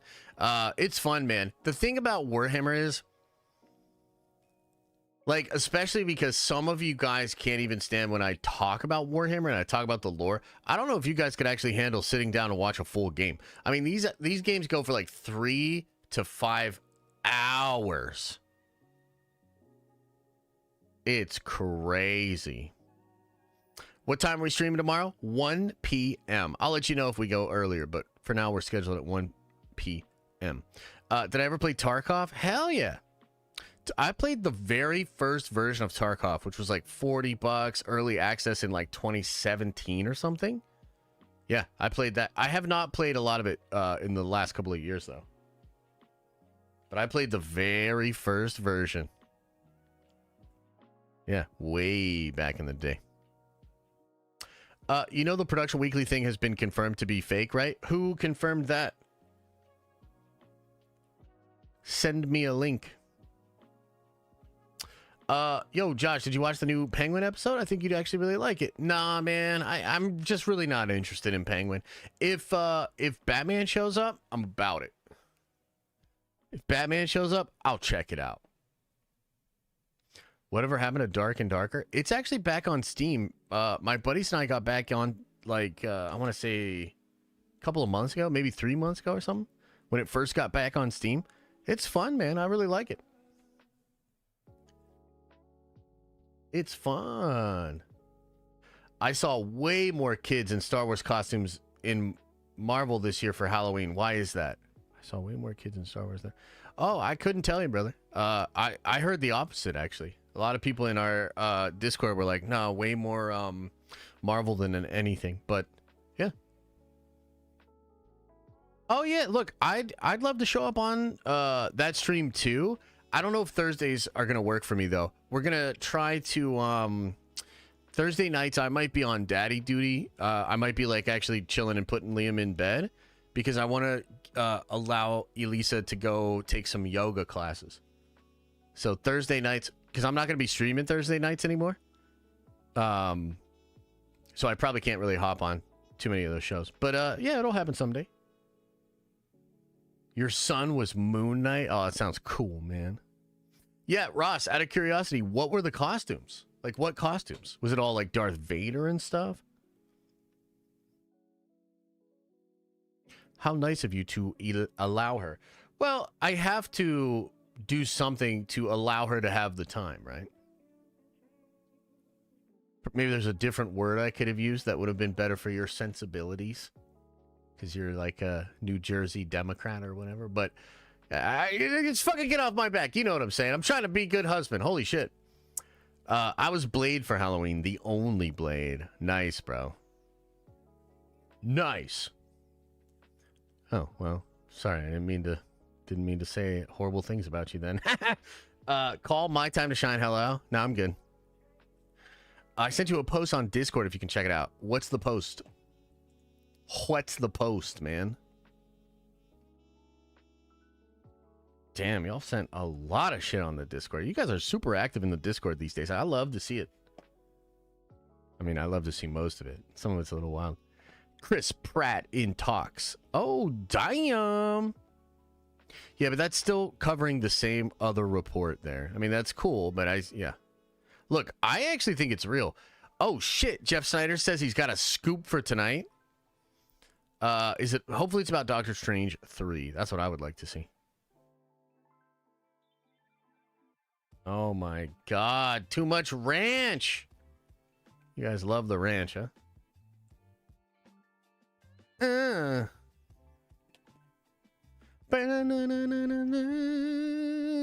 I really thought that Star Wars video was going to be better. I'm not trying to hate. But why drop news tonight? Gonna get lost tomorrow. Well, bro, I don't know. You ask me why Snyder does what Snyder does? I don't know. I just know that I will probably cover it tomorrow or whatever. Yeah. When's the next Nerdvengers meetup? I could bartend if you need one. Oh, that's sick, dude. Probably be next year. Maybe summer, maybe fall.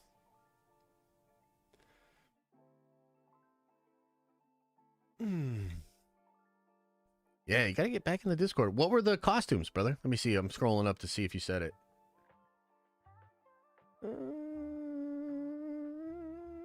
Oh, Mando? A lot of Kylo Ren and some Rays? What?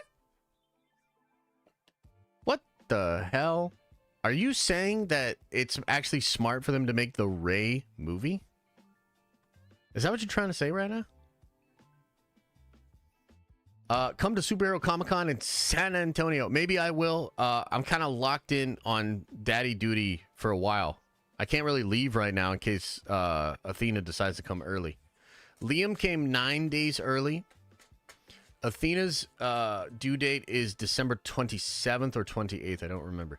So, yeah, I kind of gotta lock in. I kind of gotta lock in on that shit. Yeah, somebody was saying the Production Weekly thing is fake, but I didn't get like a link or whatever. What's your squat max? Couldn't tell you, brother. Hey, that's a good looking Moon Knight. Well done. Well done, young Nerdvenger. Yeah, little Christmas baby for sure. She's a little Christmas baby.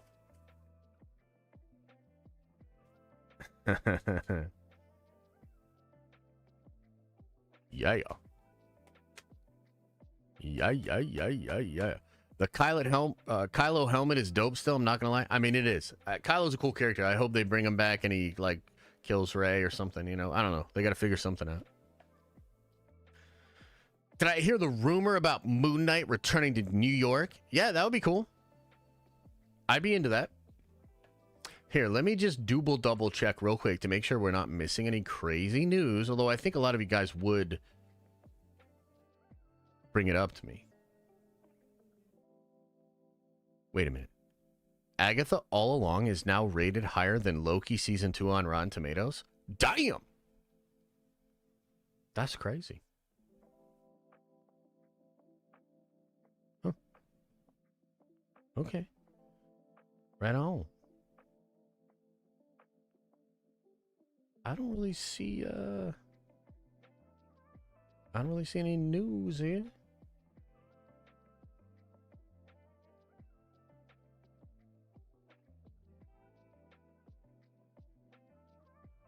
I don't really see it.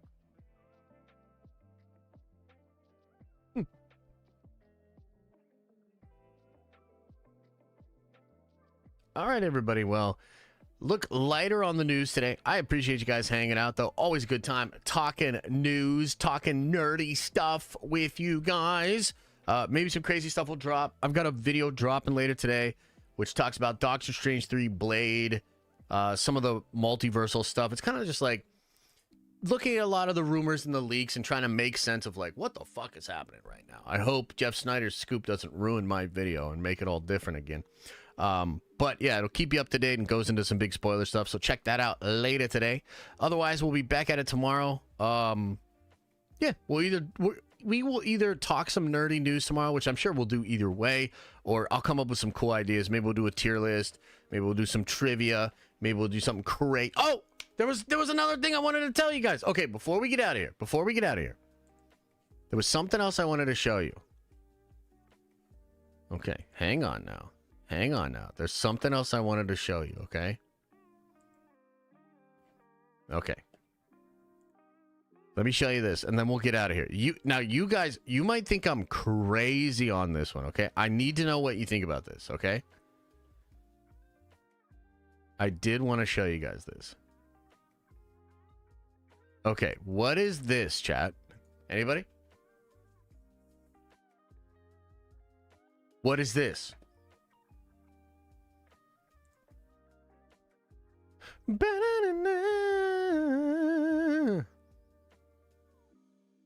Yeah, that's Wondergore Mountain from Multiverse of Madness, okay? Does anybody notice anything interesting about it? Anybody?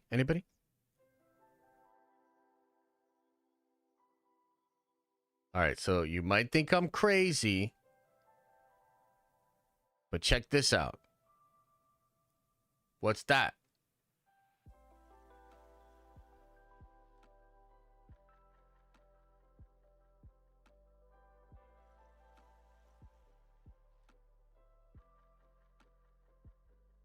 What's that?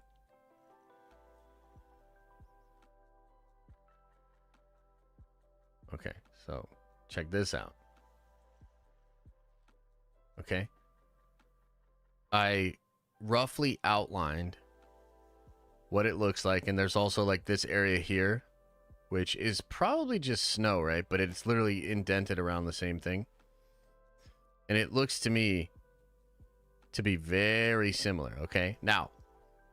Now, when I first noticed this, I was like, okay, that's kind of interesting. So then, a couple other things that are crazy. In Multiverse of Madness, Wanda says, this is not a tomb, it's a throne. Okay? On top of that, when you go into the actual tomb inside Multiverse of Madness, and you can check this out. Let me see if I can find it for you.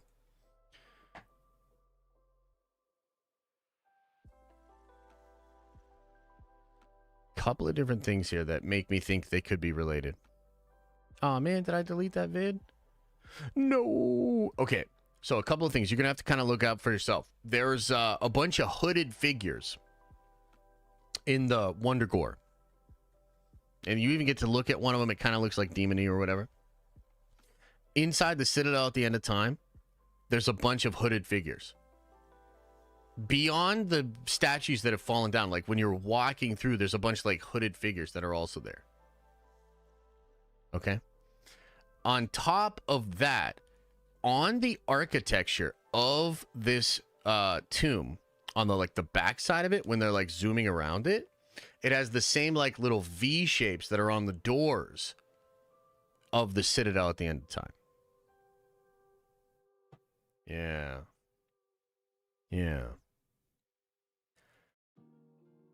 So, if eons ago, Cthulhu carved in his spells on that tomb, did he just pick some random place? Or is Mount Wondergore The very first World Forge. And Chthon wanted to imprint there. I don't know. What do you think? Crazy stretch? Crazy stretch? No way? No how?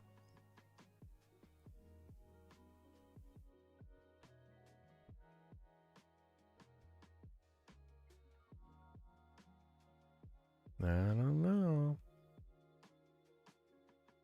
I don't know.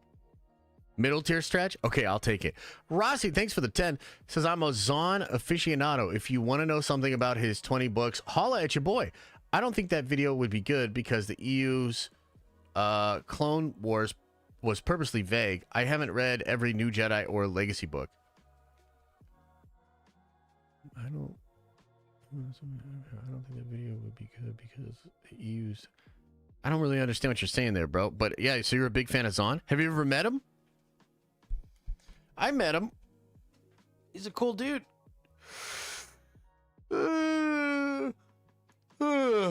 He's a cool dude, but he lied right to my face.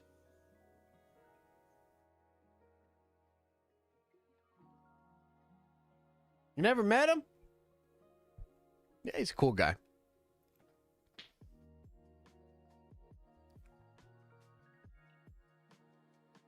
I think I met him maybe like 6 months after his first Thrawn book under Disney.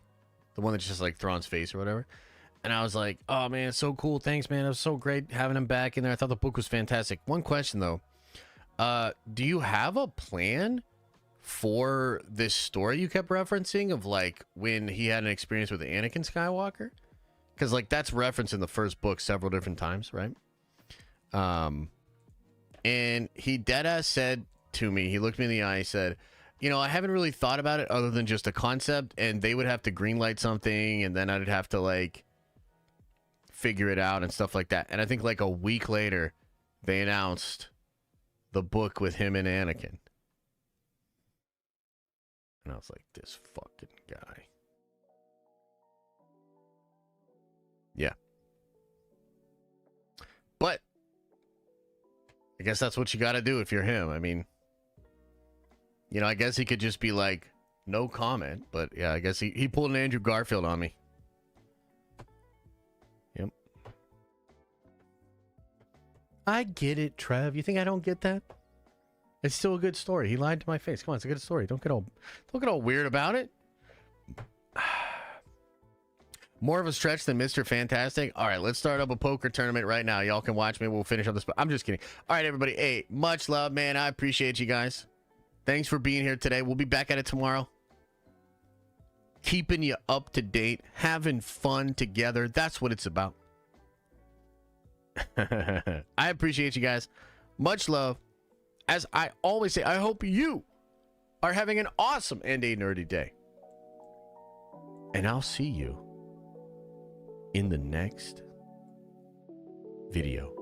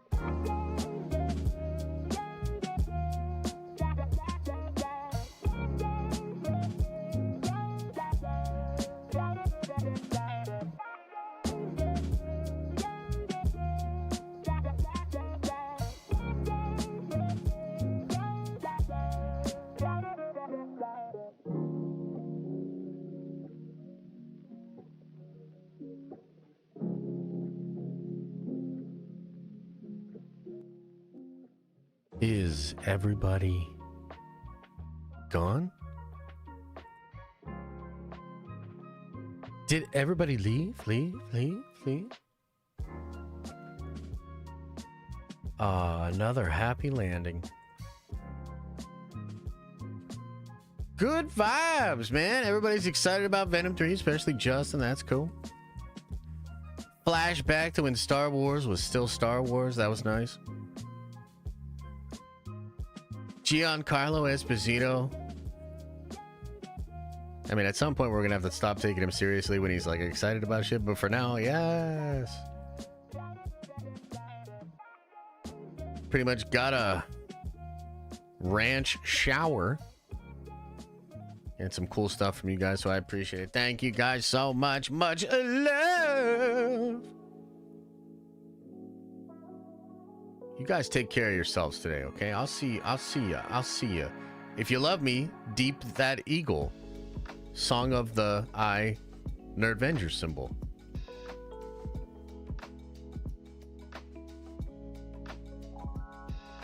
All right. Let me find it.